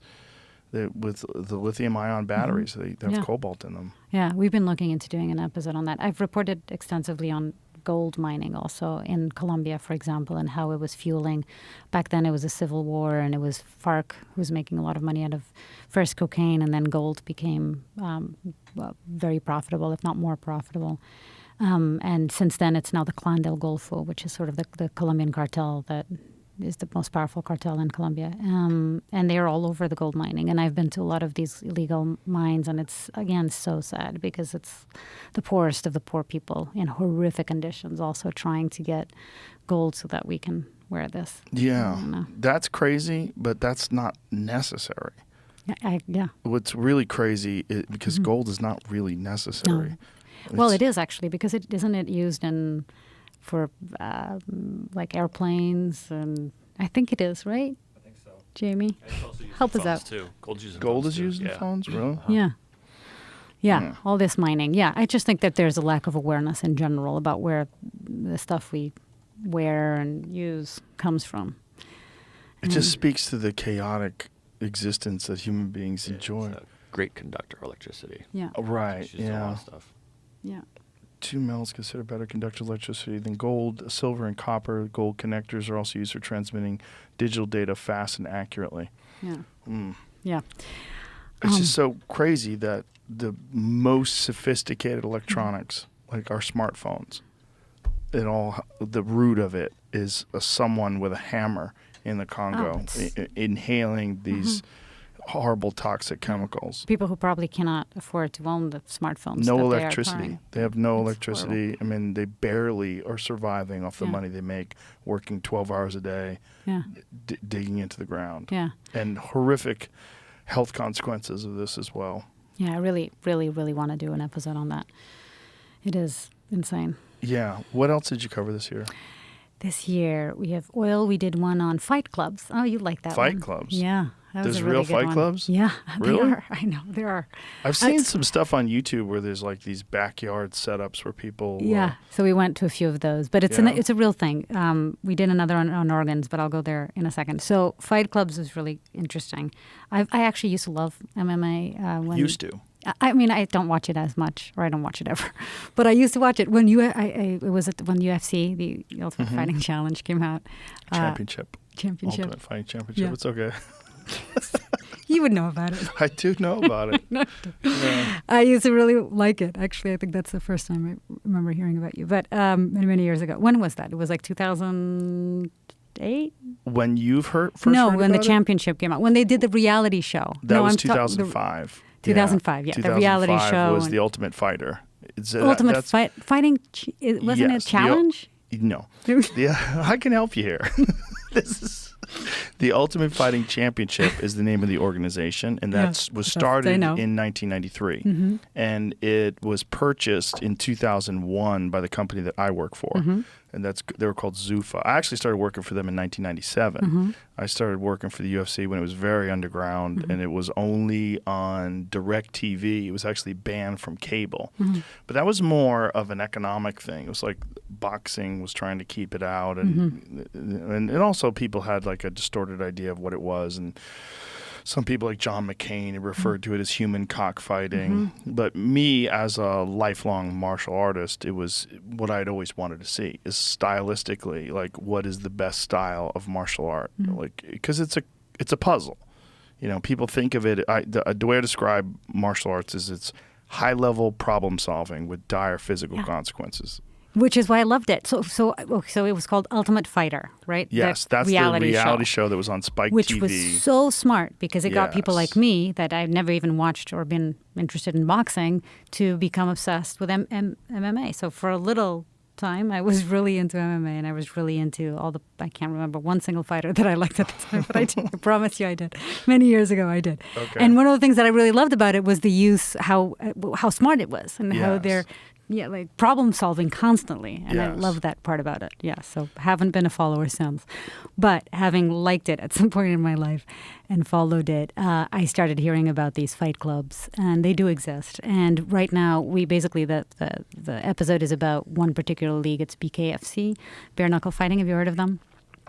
And we started the episode actually in Thailand, which is the Mecca for MMA, and we went to a few underground illegal fights there, and it was insane. Oh, you would love it. It was fucking crazy. Everything is allowed. So we went there. It's sort of this. It was this garage turned into a fight night, and you paid to go in. The promoter was a guy called that we call Jonathan, and he says everything is allowed. Everything you can even bite. Everything is allowed. You can bite. You can bite. You can do anything. Everything is allowed.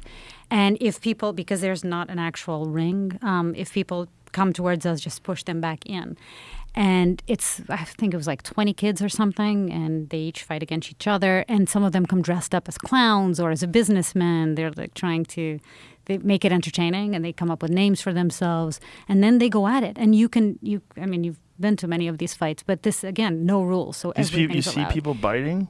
I didn't actually see people biting, but I did see a lot of blood, and there was no medics there, and there's no ambulances, and there's no medical whatever. And then there were two kids in particular that we filmed that had a lot of blood coming out, and then so that was Thailand, and we spent time there with BKFC there, that is actually run by a guy called Nick Chapman.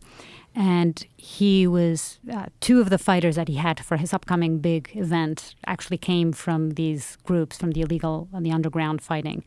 And it was a big draw because the underground fight that these two kids had fought had millions of viewers and people loved it. And so then he brought them to the limelight of the BKFC and he had them fight.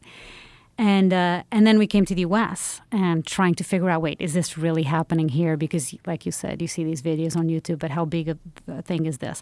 But the first place we went was in Detroit. And we went to this, in this case, it was actually an illegal boxing match. And it was a soup kitchen for the homeless during the day. And at night, it became a gambling and fight club league. Whoa. And it was boxing. Again, lots of kids, lots of gambling. So in this case, it's sort of what is legal and illegal changes in state by state. It's not legal. I think BKFC is actually not legal. Bare knuckle fighting is not legal in more than half of the U.S.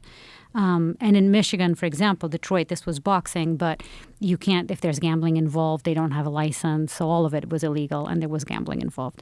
And you're supposed to have paramedics on site and an ambulance on site. None of that happened. We filmed with one of the kids that got really badly hit and he was taken out with his brother, like holding him out into the night. It was fascinating. So it's there. And then we follow this one kid who's 18 years old, the youngest ever BKFC fighter, as he sort of starts going to tryouts and then has his spot. And then we filmed his first fight at the BKFC. And it was really fascinating. They're doing a lot of what they're doing is they're taking fighters that are sort of they fought for big organizations like the UFC and didn't do that well. And this is or they did well, and maybe their time is up, and then they offer them a lot of money to fight in these bare knuckle fights. And apparently they're offering them a lot of money. And we interviewed David Feldman, who is the head of the BKFC. And I asked him, so are you recruiting, because I know he's recruiting a lot from former UFC fighters, but I asked him if he was also recruiting from sort of these illegal. And he said, not so much, but this kid, this 18-year-old, was found out because he was fighting in one of these backyard fights. And somebody saw him, a promoter saw him, really liked him, and then gave him this opportunity. Yeah, the bare knuckle thing is interesting because I was an advocate for removing gloves in MMA because I think that it gives you a false sense of safety, and it also protects one part of your body that is not the best weapon.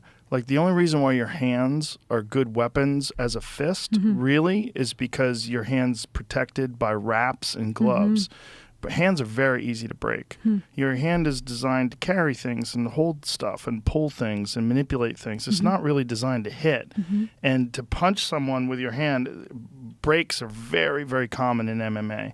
And I would imagine even more so in bare knuckle, but you're allowed to hit someone with a bare elbow. You're allowed to hit someone with a bare shin. You're allowed to hit someone with knees. And it didn't make sense to me that you would protect the hands because you're getting a right. So for me as a martial artist, what I wanted was I was like, well, let's be honest about what this is. You're trying to figure out what's the best way to fight, and wouldn't that be more honest if you didn't have protection on your hands? Because you wouldn't be able to use the hands the same way. In MMA, guys just swing wildly and hope they don't break their hands, and their hands are somewhat protected by the gloves and somewhat protected by the wraps, but even then we still get a lot of hand breaks.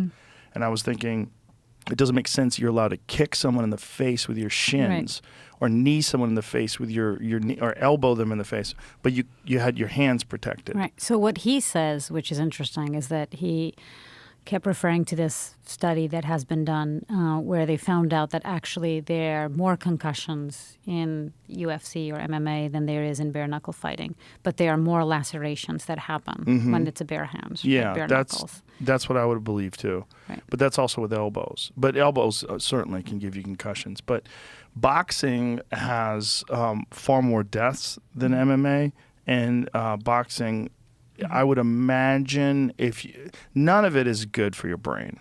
Zero fighting is good for your brain. Zero impact is good for your brain. It's all bad for your brain.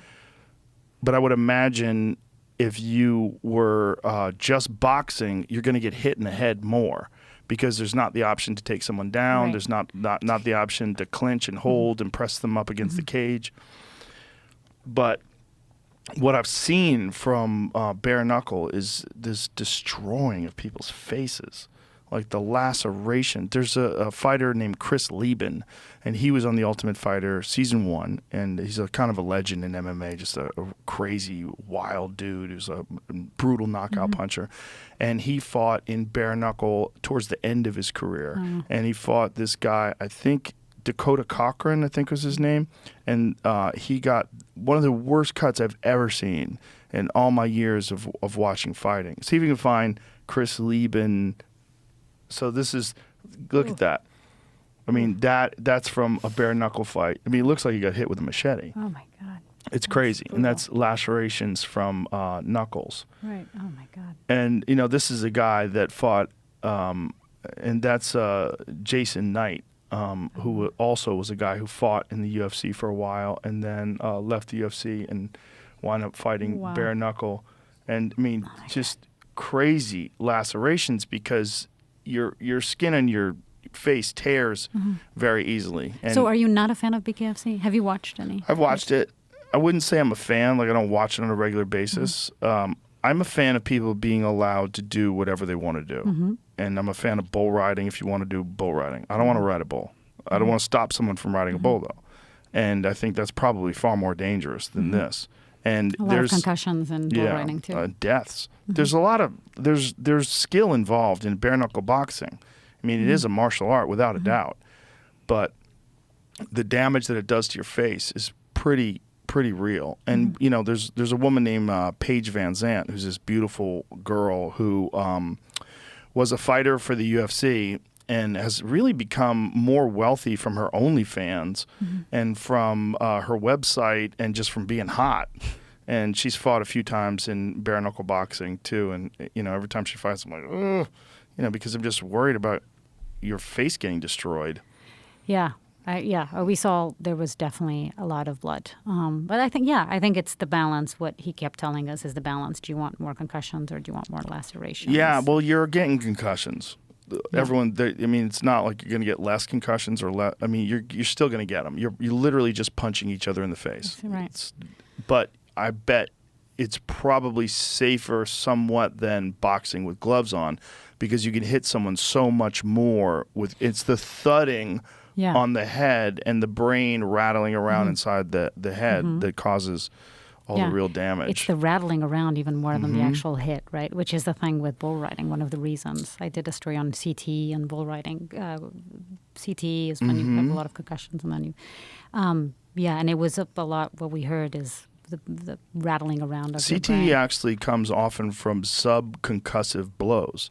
It's not just concussions. It's it's you get it from jet skiing, believe it or not.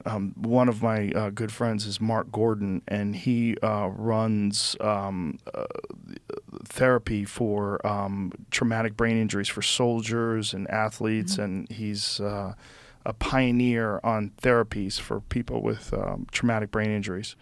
And he said that you'd be shocked at how many things cause CTE, which is chronic traumatic encephalopathy. And it's subconcussive blows that do a lot of the damage. People that play soccer get CTE from heading the ball, believe it or not, which is crazy. Crazy. I don't think people ever associate soccer with CTE, but it's true. Yeah. It's the brain is just not meant to get rattled around no matter what happens. So if it's MMA or if it's boxing or bare knuckle boxing, you can make the argument that it's safer, but it's not safe. It's the nature of what you're doing. You understand it going into it. It's not like you're being lied to. You're going into it knowing it's not safe. Yeah, and that's one of the things that when we were interviewing bull riders, for example, that they all told us it's not as if we don't know this is a risk, that this might happen to us, but this is still the profession we've chosen, and we want to keep doing it. And I'm not I don't think you should protect people from their decisions. I think you should be allowed to, but you should be informed. Informed, and I think there should be some sort of controls in terms of if a person has just had a concussion, there should be a time between when they're allowed to go back in the ring or Yes. go back to be a bull rider on top of a bull. And that's where sometimes, in the name of profits and show business, Yes. that's where sometimes that lacks.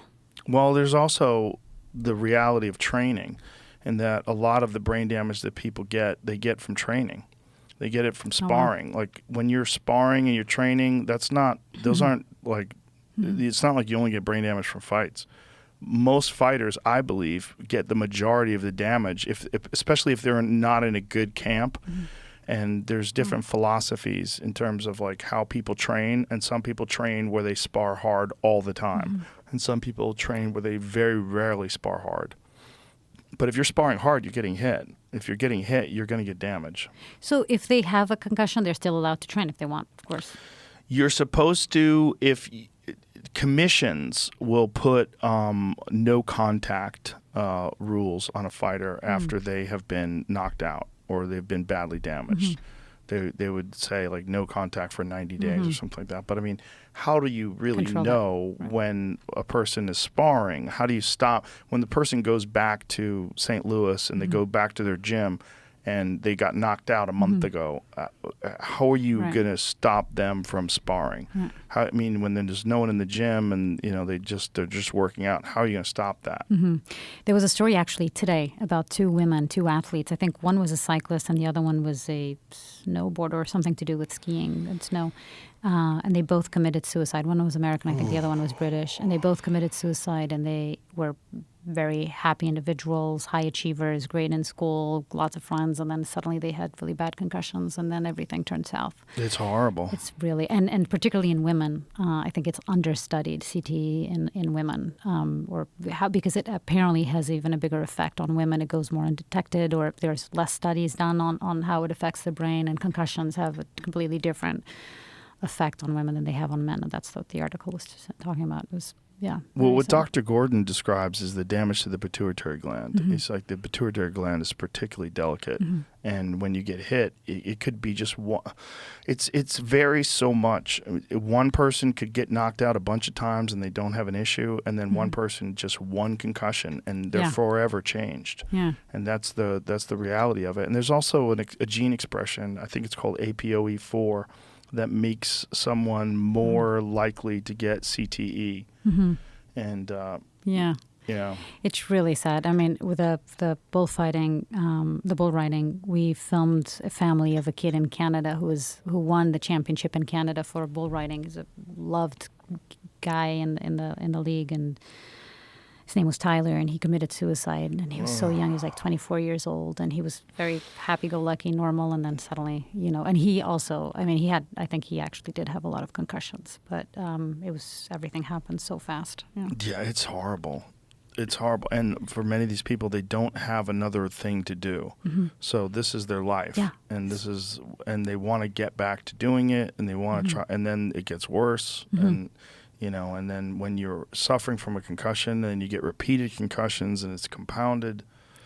Yeah, and a lot of these people, for example, the bull riders and I think the MMA fighters, certainly in the bull riding community, once they start feeling like something isn't right, they don't they don't feel like they don't feel safe, or they don't want to talk to other people about it because they think it's not manly to tell other people that they're feeling depressed and they can't figure out why, or they're unhappy. Why are you unhappy? You just won a championship, or you're doing so well in your life, and what's the reason for your depression? And so it's sort of a cycle. Yeah, there's there's unawareness, and then there's also the reality of what kind of person gravitates towards that thing in the first place. They have extreme confidence, and they also have this belief that they're different, and that they, especially if they're a fighter, like I know what I am, and I'm better than this, and I'm better than everybody else, and I'm going to figure this out. I'm going to just keep doing it. Right. And it's their identity, and there's so many things wrapped up into it that makes them continue down that path. Yeah. And a lot of them, their coaches don't help either. Their coaches, they're, I don't know if the coaches are unaware or if they're not sophisticated about it or they don't care, but they let these guys keep fighting when they 100% should retire. And, it's very difficult for me to watch that. It's the number one thing that I'm most conflicted about commenting on MMA fights is knowing that some people are gone and they're not the same guy anymore. You see their movement is awkward. Really? Yeah, you see their movement. Their movement's awkward. Their steps are shorter. They don't have a fluidity to their movement anymore and to their gait. And their neural system, their neurological system is compromised. So what do you do in a situation like that? What can I do? If it's a person that I know, I try to tell them, you have to stop. And you gotta stop. What's the answer usually? Most of the time, they don't want to stop. They reject it. They're mad at me. I've seen. I had a one very public thing that I did with a very good friend of mine, who had been knocked out a bunch of times in the UFC, and I had to tell him on a podcast after he got knocked out. I'm like, you have to stop. You have to stop. Oof. I'm like, this is going to keep happening, and it's going to get way worse. Like, because once you've been knocked out a bunch of times, there's also a thing that happens where it's more easy to knock you out. You can't take a shot anymore. That's right. Yeah, which Yeah. was the case with this kid, Ty. He kept on being knocked out. Ugh. And so did he stop? He did. Yeah, my friend did. But he fucking was very mad at me for a while. Yeah, So was he a was. lot of his friends. Now he's so happy, and he thanks me. What does he do now? He does podcasting. That's Yeah. great. Yeah, but it was a real problem where we were all aware of it, but no one wanted to say anything. But I've just been involved in this world my whole life, and I've seen it my whole life. I've seen people that never had a career in fighting, and they just got brain damage from sparring. And I knew that I was on that road myself. Like I remember one day when I was 21, laying in bed after sparring, and my head was throbbing, and I was just lying on the pillow, and my head was beat, just bing, bing, bing. With every beat of my heart, my head was throbbing, and I was like, what am I doing to my brain? Like, what am I doing? And how much damage have I already done? Wow. Because a lot of brain damage doesn't even show up until years after the injury. Right. And, there's just, everything's fucked. Everything's fucked. So is it something you're still worried about? No, not anymore. I'm sure I have some lingering effects of I mean, it. clearly. Yeah. No doubt. I think there's a certain amount of brain damage that everyone who competes in combat sports has to accept. But it's not even, and you don't know. And some people are fine. They've had full, long careers, and there's nothing wrong with them. They're fine. And then other people, they're just one or two knockouts, and they're never the same person again. And, there was a guy named Meldrick Taylor who was a Olympic gold medalist, elite boxer, and he had one fight with Julio Cesar Chavez, and it was an absolutely brutal fight where he was knocked out with 2 seconds to go in the last round by Julio Cesar Chavez, who's one of the greatest of all time. But it was a fight that Meldrick Taylor was winning, and he got knocked out with 2 seconds to go. It was a famous thing because referee Richard Steele, he waved the fight off, and everybody was so mad at him that they stopped the fight with 2 seconds to go, but Meldrick was never the same again. Wow. Never the same again. He kept getting knocked out after that, and now there's been interviews with him where you hear him talk now. Like he was planning a comeback years back, and they interviewed him, and it's the most depressing thing. See if you can find Meldrick Taylor being interviewed, because in the beginning of his career, you would hear him talk, and he was talking about his training and his this and his that, and it was just normal guy, nothing wrong. And then you see him, and he's in his 30s. He's young. He's fit, and he literally can't form sentences. He can't get words out. It sounds like he just drank, like 5 bottles of vodka. And, and you picked him up off the couch and had him have to have a conversation. That's punch drunk. I mean, that's why people call it punch drunk. Because it really does sound like they're drunk. Here, let's hear this. I was very impressed with what I saw, and Chavez was everything through was very solid.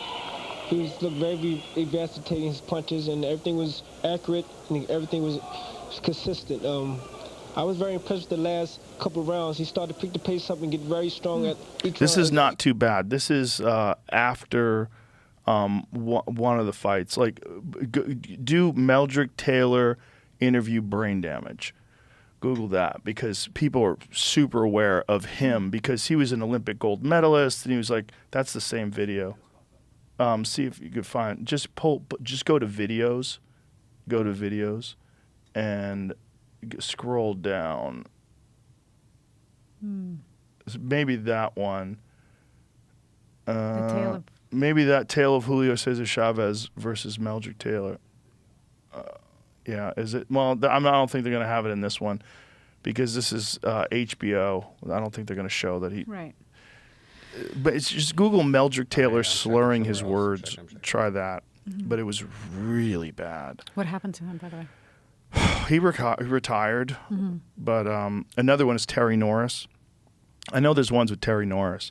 Terry Norris is another. He actually knocked out Meldrick Taylor. He was one of the guys that knocked out Meldrick Taylor after the knockout loss to Julio Cesar Chavez. And Meldrick Taylor, there was actually a thing because his wife, he's teaching boxing now, and his wife helps him, and he's like really compromised. And Terry Norris in his here, this is it. This. Oh, it's funny not to me because the media wrote bad things about me. When my name said I was washed up. Today at 36. That's that's what I'm talking about. sad. And you see now he's fighting. Play a little bit more of that. lost my title, but Meldrick is the classic. Yeah. So that's Dr. Margaret Goodman, and I think she's talking about he's a and I classic. think I'm going to really excel in this fight. Yeah. It's going to propel me as the best fighter pound for pound in the world. It's going to make me a superstar. People say a lot of things about me, about my career. I shouldn't be fighting no more. And it's not true. So I'm here to prove myself that I'm still the same fighter. Wow. See, that's 10 years. And he's still saying he wants to go fight. even This is after 10 slurring years his later. words. So this was, you go back 10 years, he's fine. 10 years later, he's doomed. And it's only going to get worse. Yeah. Get to the point where you literally can't understand a word they're saying. Yeah. It's so wrapped up in their identity, too, Yes. right? It's everything. Yeah. It's also the most exciting moments of their life. Yeah. There's nothing like it. The victory, and Meldrick was a champion. I mean, he was an elite fighter. So he had trained so hard and dedicated so much to be at that level that Meldrick Taylor was, or that Terry Norris was. You have to dedicate everything you have to be that good, because you're beating the best guys in the world, and that it's so much of your identity and so much of and you haven't done anything else. Right. This is all you've ever done. Yeah, you've devoted your whole life to being this person, and then you're not able to be that person anymore. Yeah. So I don't know I if get it. bare knuckle boxing is going to protect people from that. I don't think it is, but it's maybe slightly. Maybe you can't do as many fights because your face gets so lacerated. Yeah, Maybe I think you don't one get of hit the as hard. Yeah, I think one of the questions that we were interested in is if there's an incentive for these illegal fights. But I think like everything, boxing, MMA, they all started by getting people from sort of the underground fights, right? Yeah. Is this it? Fight Club Yeah. Thailand. This is What Fight is this Club one? Thailand. Thailand, yeah. So Fight Club is one of the groups that we filmed with, one of the kids. Interesting how they have think this might have gloves been- on. Is it? This is just a fight I found randomly on YouTube. Okay, looking these around. kids have. This is just a regular fight. This wasn't that bad. It's just showing you. Yeah. what's I'm going trying on. to figure out if these were the. Interesting because these guys have gloves on. I think what happened, I'm not sure. The kids that we saw fight, there was a kid called Nassim and Maseng.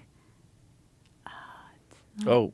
Yeah, get dropped. Oh, but this is interesting because they're letting him get up after he gets dropped. Yeah, So some this of the is videos- this seems like are they stopping the fight? So this No, I is think this continues. so this is like a stand-up fight only, or is this this seems like it's Muay Thai with gloves on, because when the guy went down, they actually like gave him like an 8 count. So Yeah, they're breaking him up. this is a lot more organized, by the way, than what we filmed. Yeah, I found another one that seemed a little more organized too, but it was in the middle of like a highway overpass. Yeah, ours was not like this at all. In fact, I don't think there's a lot of films out there that depict what we filmed. It was like in a garage transformed into, and it was a bunch of kids like cheering these guys out, you know. And one of them actually, the promoter Nick Chapman, who runs BKFC in Thailand, had already picked 2 of these guys to go and fight with him for his league. And then there was another one this day that he discovered and went up to him and asked for his phone number and said, hey, we want you to come and try out with us. How much money are they paying these people? Because I don't know. We never got that information. The bare knuckle fighting thing, I know they're incentivizing these MMA fighters to stop fighting MMA, and guys who are like elite fighters like Hector Lombard and Diego Sanchez, who was on season 1 of The Ultimate Fighter. He's now fighting for them. And there's a guy named Mike Perry, who's a really good fighter, who's one of their, I think he's a champion over there now. And apparently they have a lot of viewers, a lot of people, a lot of fans, a lot of people tune in to their events. I would imagine. Is it a pay-per-view? It's a pay-per-view, Yeah, I think right? it's pay-per-view, yeah. And they have their own channel or their own like online channel. Yeah. And a lot of people, and even in the Thailand event, there was, thousands of people that showed up that day. It was massive. It's very difficult to put together a successful mixed martial arts promotion. It's very difficult to get elite talent. It's very difficult to lure people away from the UFC. There's like these UFC and Bellator in the United States, and there's a lesser-known organization called the PFL that pays a lot of money. And they pay a lot of money to try to incentivize people that are thinking about re-signing with the UFC to go over there. And they were on NBC for a while, at least NBC Sports. And then there's ONE FC, which is an enormous company that's in Asia that gets a lot of elite talent to go over there. And again, it's like they incentivize people with money, but you have to have very, very, very deep pockets to be able to get these people. And then to put together a promotion that people are willing to pay for is even harder. Like Bellator, which is the number 2 organization in the United States, I think they've only done one pay-per-view event. I think most of what they do is on Showtime, or now the last one they had was on CBS. But because it's costly? Yes. And all people don't want to pay. Like to get people to spend enough money on a pay-per-view where you could pay the fighters millions of dollars is so hard to do. Right, if you're getting those kind of fighters. But if you're getting fighters like from the street fights of Thailand, you're not paying them. You're paying them a few $1,000s. And I think there is an inbuilt, that's what we saw, is that there's an inbuilt, they already have inbuilt followers because people are fascinated. This had millions of views, this fight between these 2 kids, these street fighters. And so that's what he used the already following that these guys had to promote this big event. Well, that was what I was getting to. Is that what bare knuckle offers though is a different, even more hardcore image. It's like these guys don't even have gloves on, and so maybe you can get people to spend money to see that on pay-per-view, where they might know some of the fighters. Some of the fighters have names, but to see them fight in MMA, be like, well, you're watching. I don't mean to disparage, but this is the hardcore fans' perspective. You're watching second-rate MMA, which is not really fair because a lot of those guys are first-rate fighters. They just chose to fight in Bellator, and they make more money there. So it's complex. So it's like to be able to put together a promotion like the UFC has, there's really only one UFC in America. It's the only one that has a pay-per-view every month. A successful pay-per-view every single month. Right, and they're all trying to be UFC. Right? Yes, they're all trying to be, to compete with UFC or be that legitimate. So, from what I heard and saw, there is some sort of appeal to the fact that it's bloodier, right? Yeah. There is, I think a lot of people want to watch fights because it's promises blood and knockouts is what people want to see. Yeah, and there more is even than blood. Yeah, they want to see people get knocked out. Yeah, and I think there's a certain idea that they all want to be Kimbo Slice. Right? Yes. We heard that a lot, and this idea that it's some sort of it's a little bit underground still, or some of these fighters are fighting in the underground. There's an allure to that attracts people, I think. What did you feel when you were watching that? Like, that people are being exploited? Like, what did it feel like to you when you were there? Did it bother you? No, I think that there is one of my biggest questions was about the incentive, right? Basically, if you're getting these kids and offering them money once you see them play or fight in the underground, you're basically incentivizing these fight clubs to exist. But I think that can be applied to many other forms of fighting. What I did see was that these kids were given an opportunity to be completely fair. They were given an opportunity that they would never be given. They're fighting anyway. It's Thailand. It's in their blood. Yeah. They're out there on the streets. We saw some of these kids fighting out on the streets and training on the streets, and it's craziness. So they're going to be fighting anyway. These street fights, there's one called Fight Club, the other one's called Street Fight. They're like big rivalries, and they put on shows that are unpaid, and they just do it for the sport of it. So at least they're giving them an opportunity with an American company to pay them some money.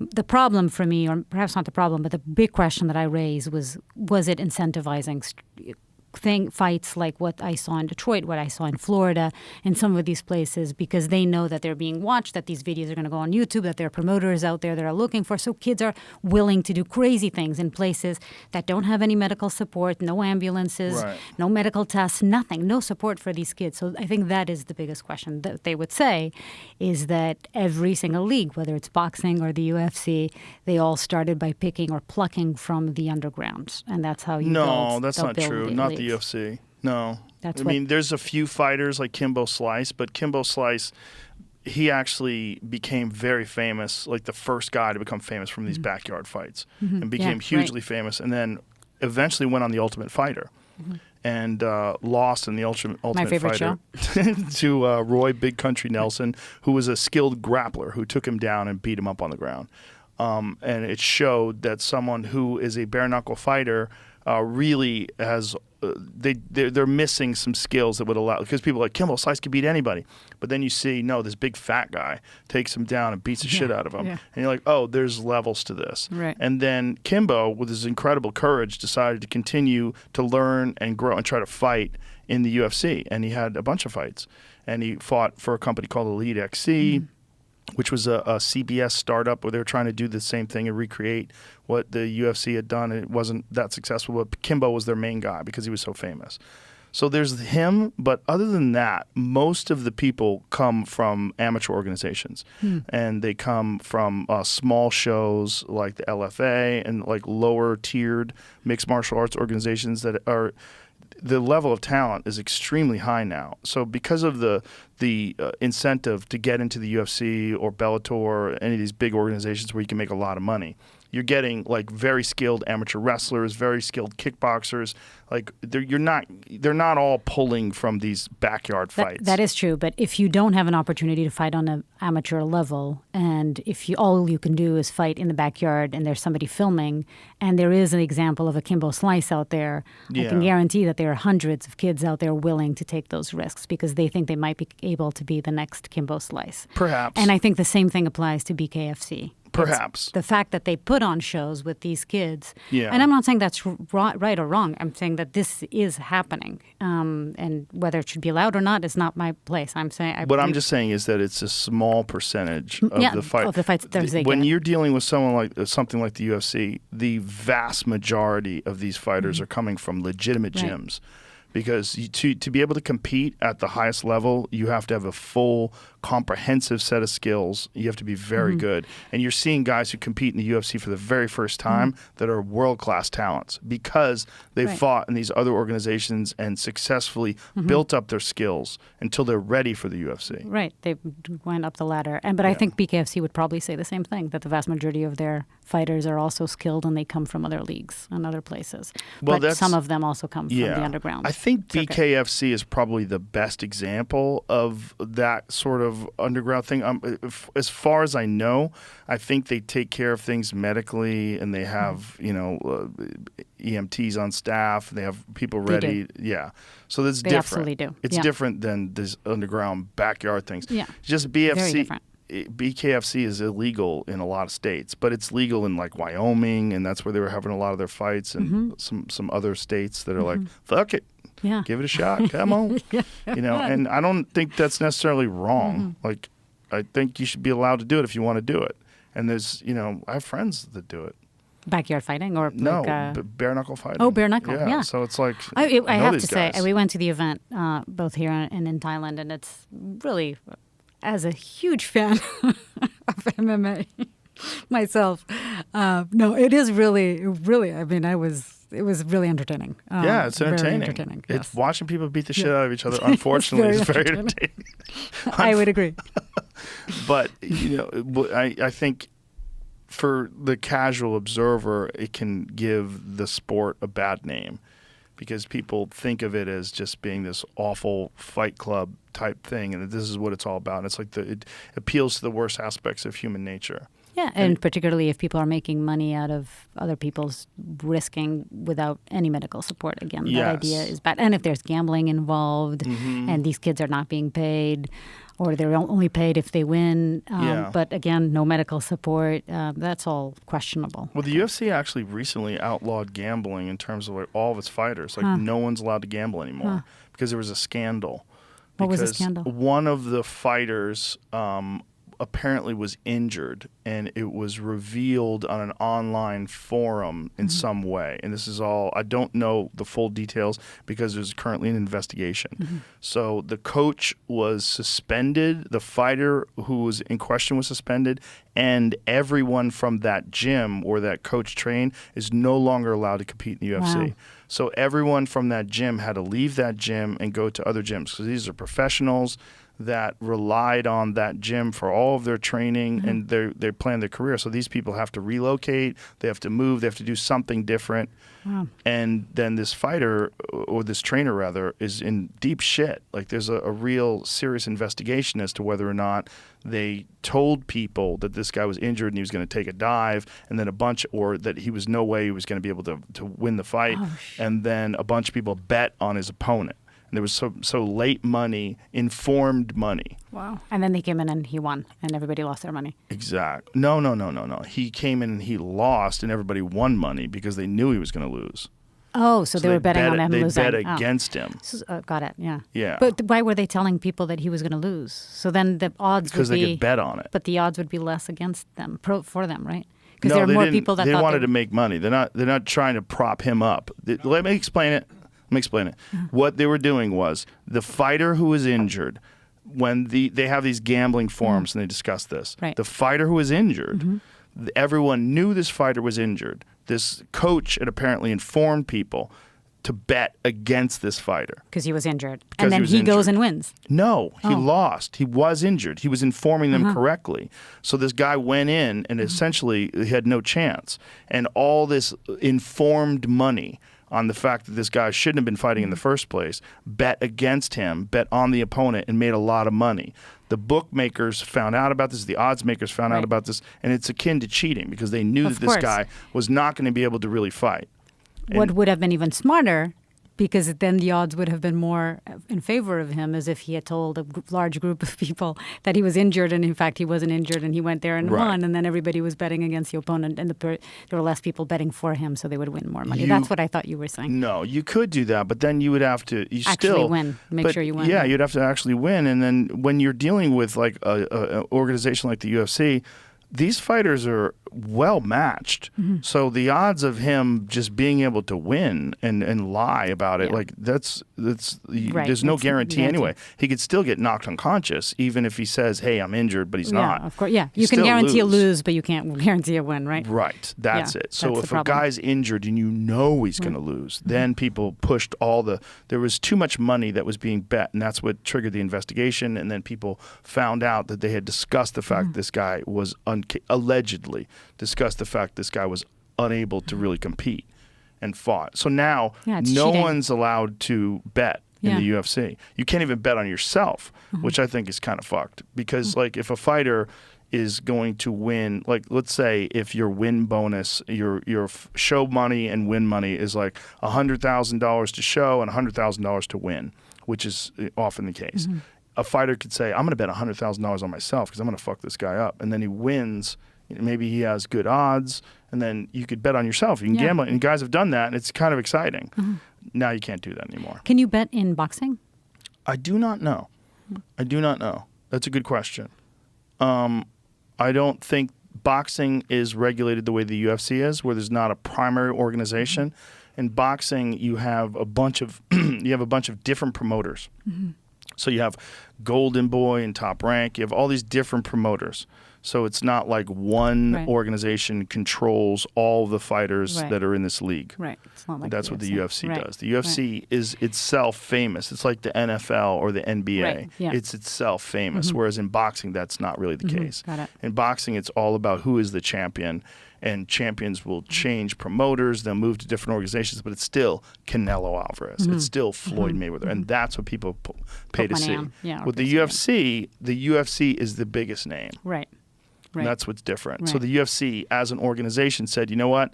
We are going to ban all gambling because of this. So no one can gamble, including, I think, me.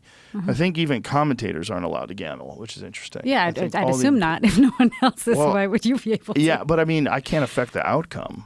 That's the thing. It's like, you know, if I am just calling a fight and I see the odds, I'm like, these odds suck. Like, I think this Right. guy is going to beat this guy. Did you I used think to they're gamble? wrong. Yeah, in the early days, because the odds were so terrible.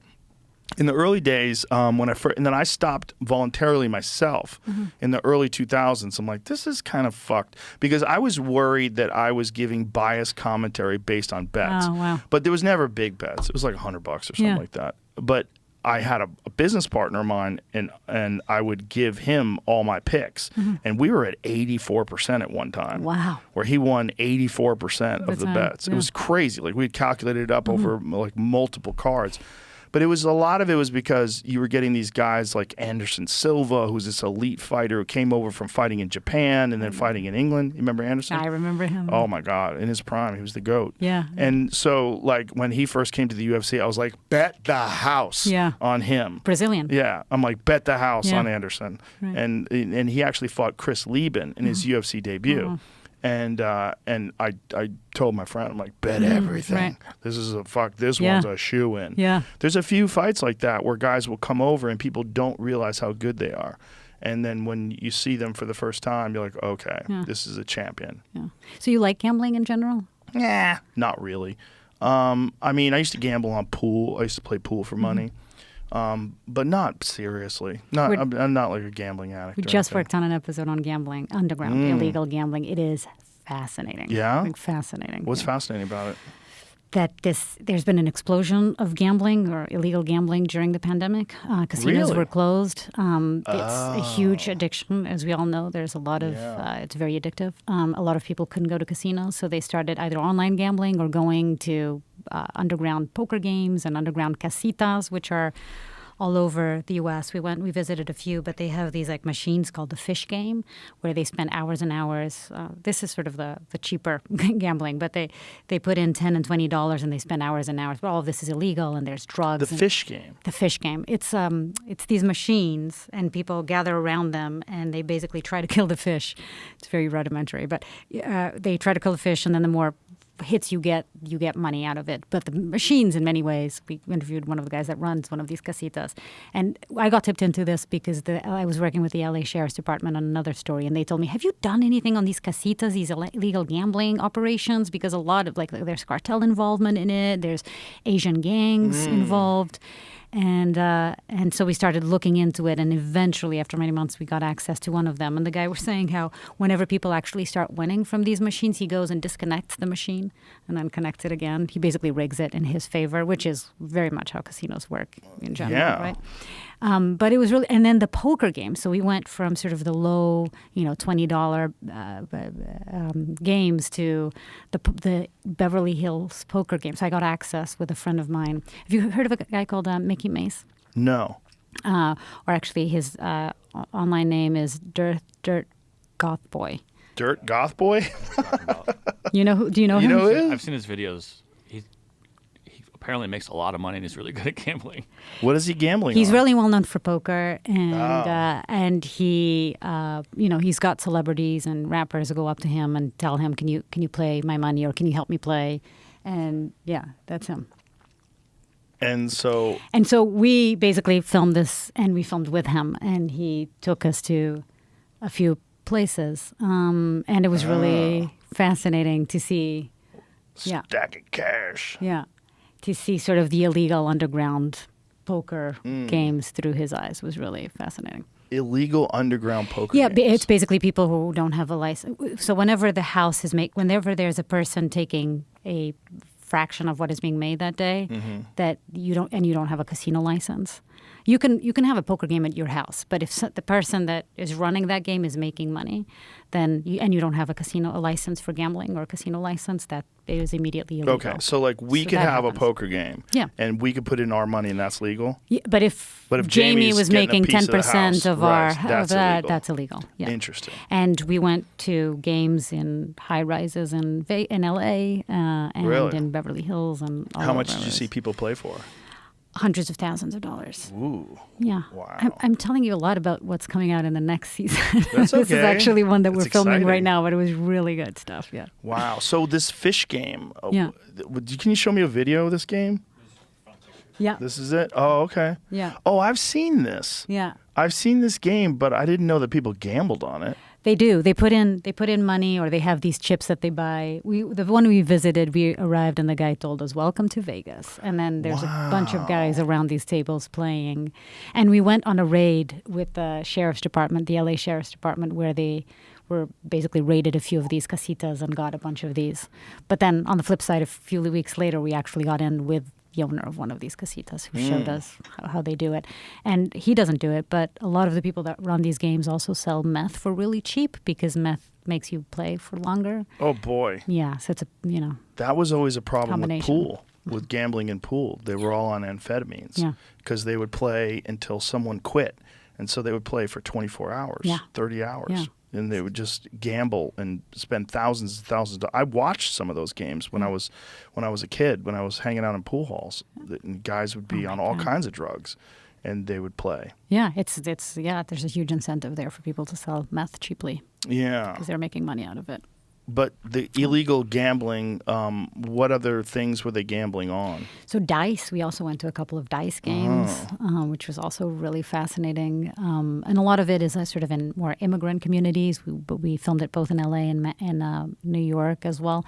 It's just fascinating. There's all these worlds. That's what I love about my job is you find out about these worlds that sometimes are happening just 10 minutes from your house. Yeah. Thriving games and trades and black markets, and you know nothing about them. And they're happening every single day, rest very, in your own backyard, and you have no idea. So the privilege of being able to gain access to these worlds is, gambling, I think, was fascinating. It makes sense that it would explode during the pandemic when they shut the casinos down. In general, I would say that all black markets exploded during the pandemic. Guns, drugs, sex trafficking, but gambling, as well. And one of the things I think that the poker games in particular, what they're giving people is they hire like Michelin level chefs to cook for the guests. They have girls that stand behind, scantily dressed women that massage you and then can go into a private room with you if you want to. In some places, not all, but some of them. And so you're given the VIP treatment that some people are given in Vegas, or at least used to be given in Vegas, and plenty of drugs, lots of drugs available for everyone, and you're treated like a king, and you have everything at your disposal, and it's once or twice a week you're hanging out with your friends and you're eating amazing food, and you have these beautiful women, and you're spending millions of dollars. Oh wow, it's fascinating. Yeah. I would imagine that makes sense that gambling would explode during the pandemic, but why the other things? Why sex trafficking and guns?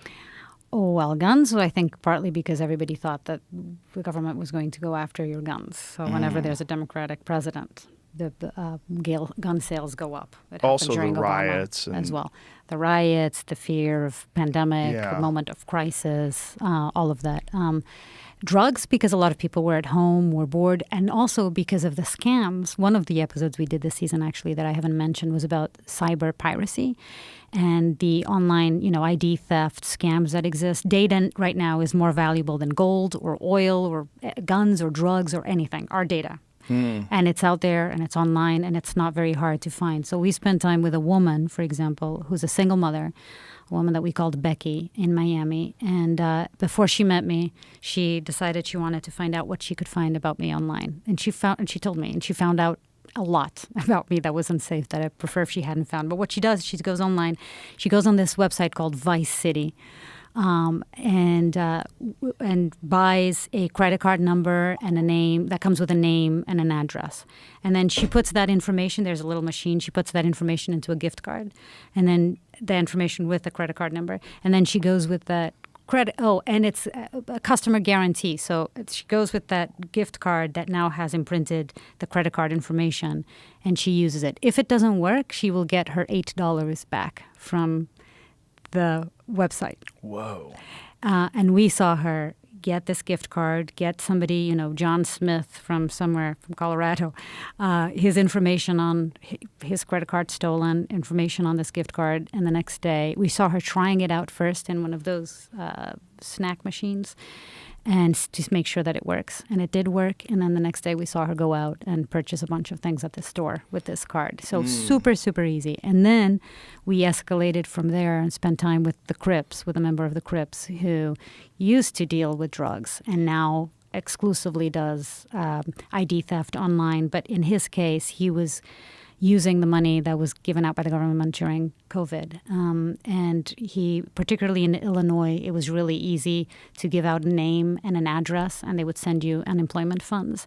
So these kids, I kid you not, they made millions and millions of dollars. This one kid made over $1 million, and he showed me his online bank statements, and I could see it. It wasn't all bravado; it was real. He showed me.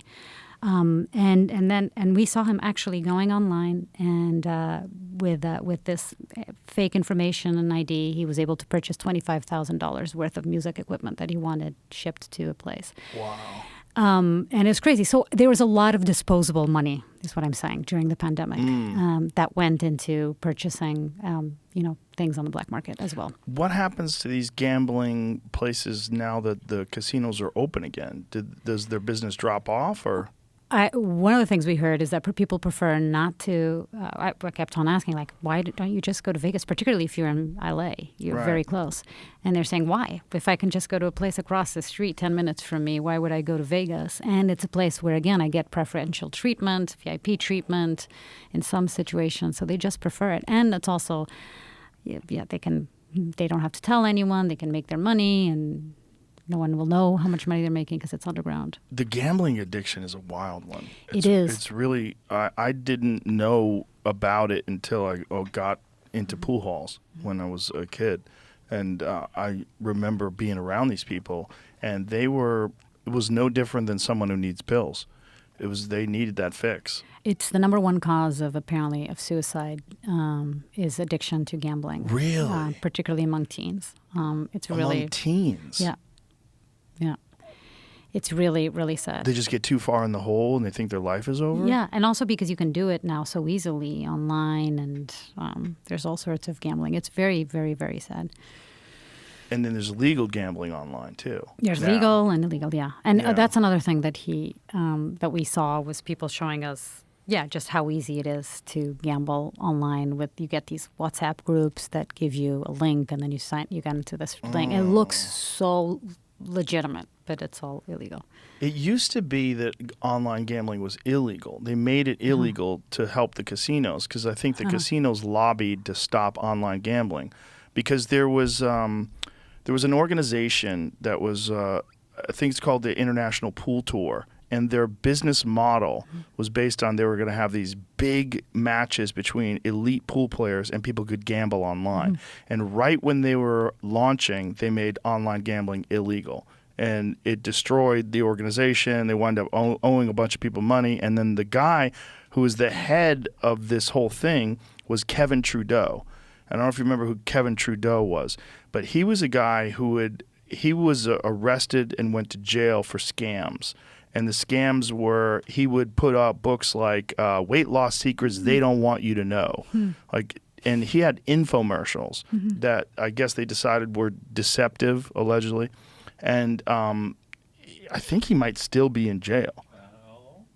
Is he out now? Got out, but he's in some other issue. Got out not a couple months ago. Oh, so he was in jail for quite a long time. I actually, in my house, I used to have one of the pool tables from the International Pool Tour. I bought one of the tables after they sold everything off. Oh, wow. But his whole thing was scams. You know, like his whole thing was just like preying on people that wanted to. Oh, there's a weight loss cure that they don't want you to know about. $37 million fine he got for that. From the government, refunded many of the purchases of the book, but Trudeau said he was broke and did not explain where the money had gone. The government said he still needed to refund millions of dollars more. Before halting the case years ago, U.S. District Judge Robert Gettleman said Trudeau would have to explain where the money was. The judge added then, "That will be interesting. I'm not sure I'll be sitting here, but I hope to be." So that's what he's in court because he's apparently out, and I think he's just going to flee and go get that money. Right. He stashed millions of dollars overseas, they So believe. it was a scam because what he was selling didn't actually do any of the things he did, or was it a pyramid scam? I think it was a scam in that, like, he was. It's a good question. I think he was being deceptive, and he sold all these books on these fake premises. That there was this illegal or this secret way of doing what different books did he have? It was all they don't want you to know. It was they. Natural cures they don't want you to know about. More natural cures revealed. The weight loss cure they don't want you to know about. Debt cures they don't want you to know about. Yeah. That was his whole thing. The day. They. Whenever there's a they. So he had infomercials, and he also was one of the commentators on these pool matches. And I actually went to a few of them. I actually met him. Nice guy? He seemed nice enough. I mean, I don't know. And where's the pool table that you bought, by the way? I sold it. I got rid of it. But this was early 2000s, I want to say, that this was happening. So at this time, gambling was illegal. And there was actually a company called Bodog that was an online gambling site, and the guy who is the head of Bodog was a guy named Calvin Ayers, and he was like this famous playboy, super rich guy who put together Bodog Fight, and it was the same sort of premise that they were gonna have fights, and then they were gonna people were gonna be able to gamble on it with his Bodog website, which became illegal. So then he had to flee the country. So I believed at one point in time, at least if he came back to America, he would have been arrested. But he got in a feud with the UFC because, like, his organization was spending similar to, like, what I was talking about. It's like very difficult to create a new online league, but he spent a lot of money, got really big name fighters like Fedor Emelianenko and like these big guys, and got them to fight. And one of the events he put, and his thing would be like all scantily clad women, and one of them they did. I think they did it in Costa Rica. They did it on the beach. So they had, see if you can find Bodog Fight on the beach. So they put together these MMA fights, like in these exotic locations where they had these elite fighters fight, and they fought like on the beach in the sun. Wow. And, and they had the ring set up and people were around it. But again, his thing, I believe, was gambling.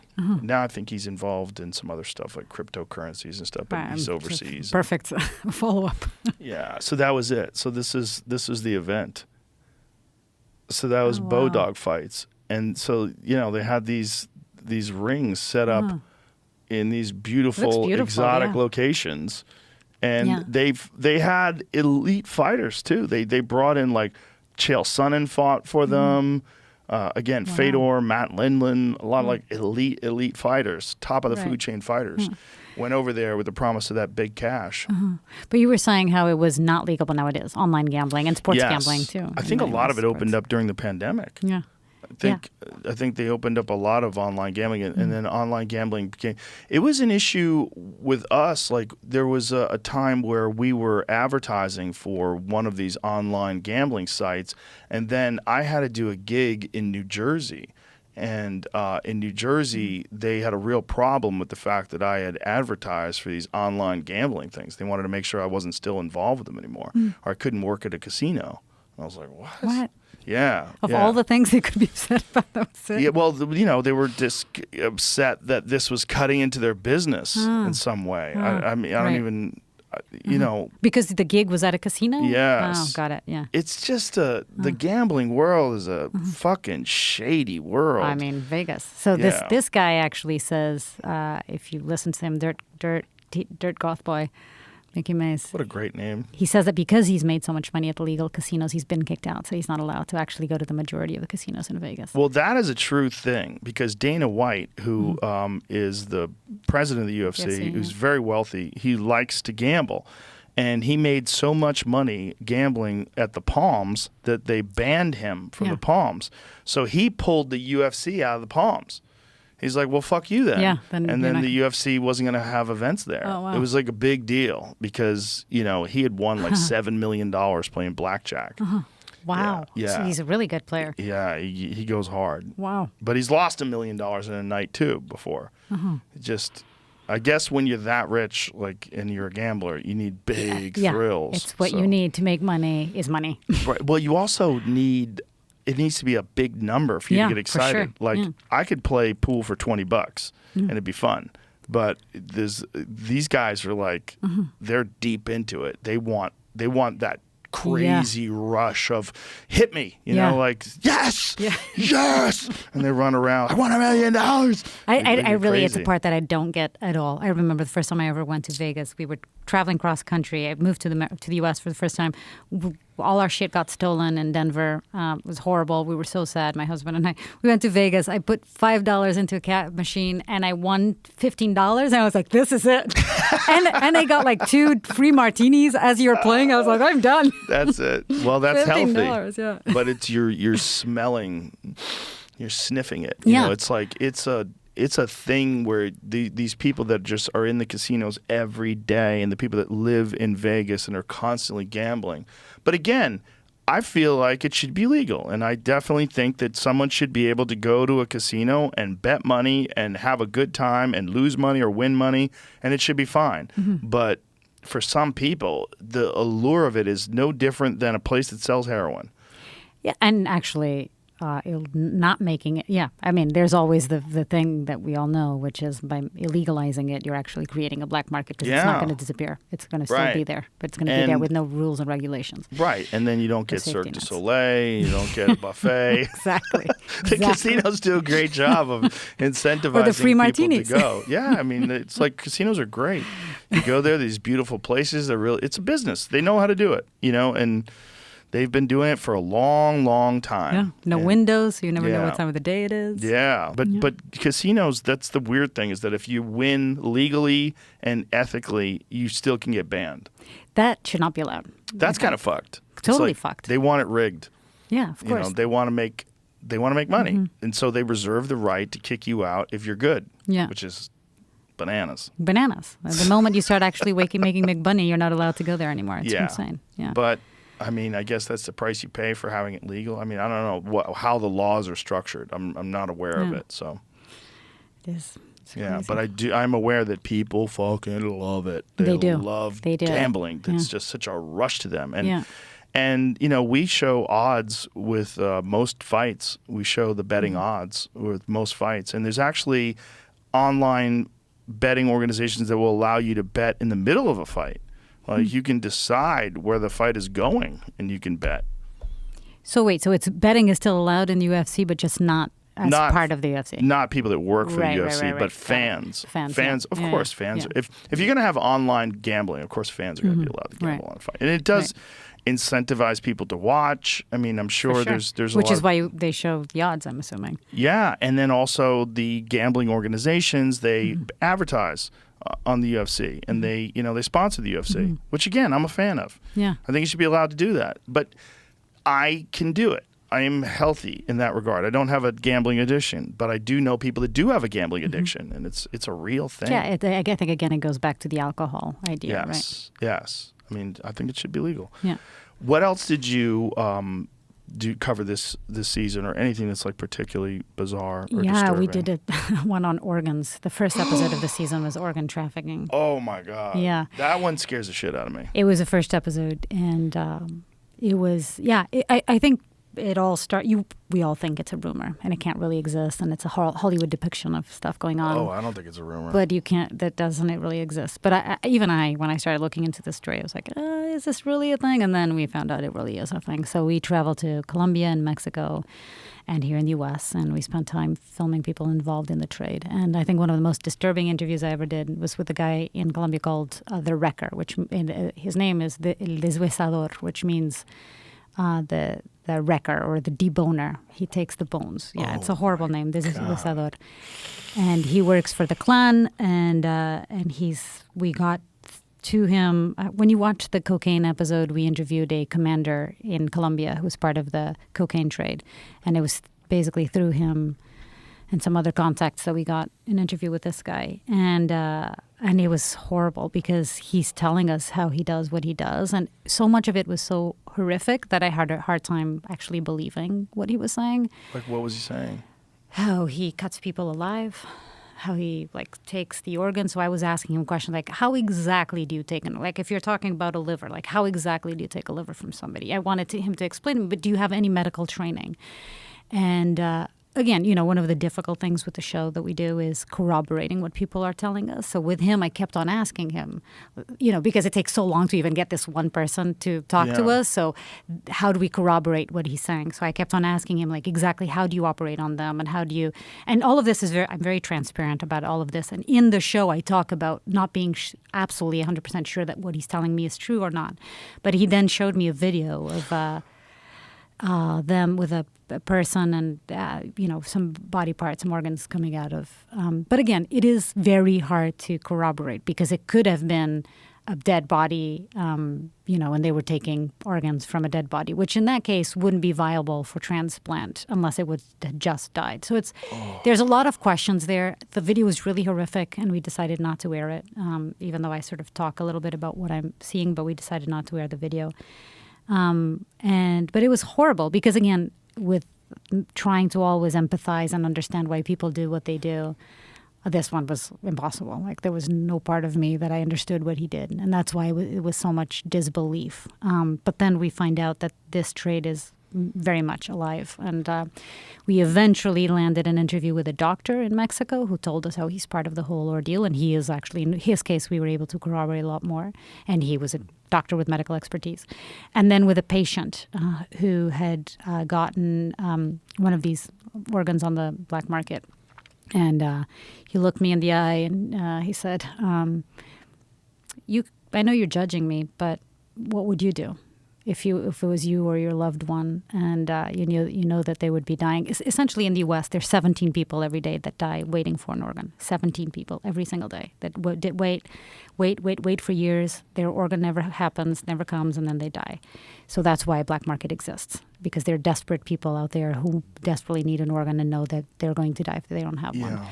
And so that's what he was saying. What would you do in this situation? I was like, 100%. I don't. It's a very good question. I have no idea what I would do. Would I buy an organ for my kid if he needed a kidney and he was about to die? Would I buy it on the black market? I think that's the questions that I think are important that I ask and that the show asks of people. Where are they getting these people? So the wrecker, El Deshuesador, said a lot of the people that the victims were actually migrants. So we spent time right on the south of the Darien Gap. Do you know what the Darien Gap is? No. It's the most dangerous, lawless part of the world. It's the only part. There's basically a road that connects all the way South America up to north to Canada. And there's one patch where the engineers were never able to construct a road, which is this Darien Gap. It's a massive jungle with horrible conditions, very wet, and right now full of cartel members that are preying upon the migrants that are crossing, that spend days, sometimes even weeks trying to cross it's up hills and muddy, and people die of dehydration, and they're killed by the cartel. Women are raped. It's a horrific, horrific journey. So we spent time filming right on the south as all these hundreds of migrants were about to make their way into the Darien Gap to try to make it to the United States. And that's where he said, and it was really horrible stories, as you can imagine, right?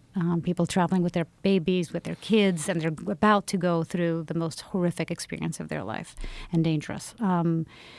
And people, families get separated, kids lose their parents. It's a horrible, horrible situation. And so this this Huesador, the wrecker, was telling us how that's because if they go missing, nobody reports them. It's like the easy prey, right? And then we were able to interview a policeman who actually corroborated what we were saying. He didn't want to be on camera because it was too scary for him because he was afraid the cartel was going to go after him. But he told us essentially with a mask, he told us, yeah, I know that this trade is happening right here and that the migrants are the victims. Oh. It's really awful. It's horrible, horrible, horrible. So they find these people, they find their blood type, and then they do all sorts of tests on people, and they find out if they're good or bad for the certain organ, and then not all the organs are coming to the U.S. Some of them stay in Colombia for whoever pays more in Colombia or Panama or other countries around there, Mexico, and some of them, particularly the stuff that is being harvested in Mexico, either American patients go down there and get their operations done there. Usually that's how it happens. It's not like the organ travels to the United States. The patients go to these places to get their organs. And one of the guys we filmed with was this amazing guy called Garrett Rowe, who has a kidney disease and for 5 years has been waiting for an organ. He's young, 30-something-year-old, married, amazing guy, and has to spend half of his day linked up to a dialysis machine, and can't work, can't sleep well. It's a horrible way to live. And he knows that the usual average life is 7 years. So you don't live much past 7 years with this condition. And so he had like 2 more years to go if he didn't get a kidney. So we filmed with him before. And then the good news of the story is that he just got a kidney through a triangle where his wife wasn't able to donate to him because they're not the same type, but she was able to donate to somebody else who eventually donated to him. It was like it's called I can't remember what it's called, but a charity, a donor triangle or something like that, a donor circle. And he was able to get a kidney, but he was one of the people we asked, like, would you consider the black market? And he says, if a few more years pass by, if I'm at the edge and I know I'm about to die, 100%. But of course, there are people willing to donate their or to sell their organs. They don't have to be killed. There are actually people willing to sell their organs. You go online and you can find people all over the world saying, I need money. I have a healthy kidney. I'm willing to sell it. Oh, boy. Yeah. Whoa. I know. That's dark. Sorry, I didn't mean to bring it down. No. You brought it down the whole day. This is That's the nature of your business. This is when the listeners are cutting their wrists. Are there any happy stories other than the surrogates? Well, the babies, yeah. The surrogates is the happy story. But I think that ultimately, I want people to tune in. At the end of the day, anyone who watches Traffic doesn't come out of Traffic saying, oh my God, that was the most horrific, depressing, because people keep on watching. We have a lot of fans because there's also always, or a lot of times I'm trying to find the humanity. Of course, in the record, it's impossible to find their humanity. But again, at the end of the day, I think the message is that in the majority of the people that I meet, there is a humanity that can be found, and there's a common ground. And I think that is what's missing from public discourse when it comes to everything. We live in the most divisive era ever in history. It's a horrible time where you can't talk about anything. Everything is politicized. There is so much judgment constantly. There is no incentive or no one is trying to understand. Everybody's always trying to judge. And the show is completely the opposite. We are trying to understand even the people that are the most stereotyped people in our society, the criminals, the outlaws. We're at least trying to understand, because without understanding them, understanding is not condoning, but without understanding them, we will never understand their motivations. And without knowing their motivations, we'll never prevent these black markets from existing. I think what you're providing is a window into a world that most people don't experience. And by looking at it from that perspective, you do get a chance to recognize that if you were in that situation, what would you do? You would probably be involved.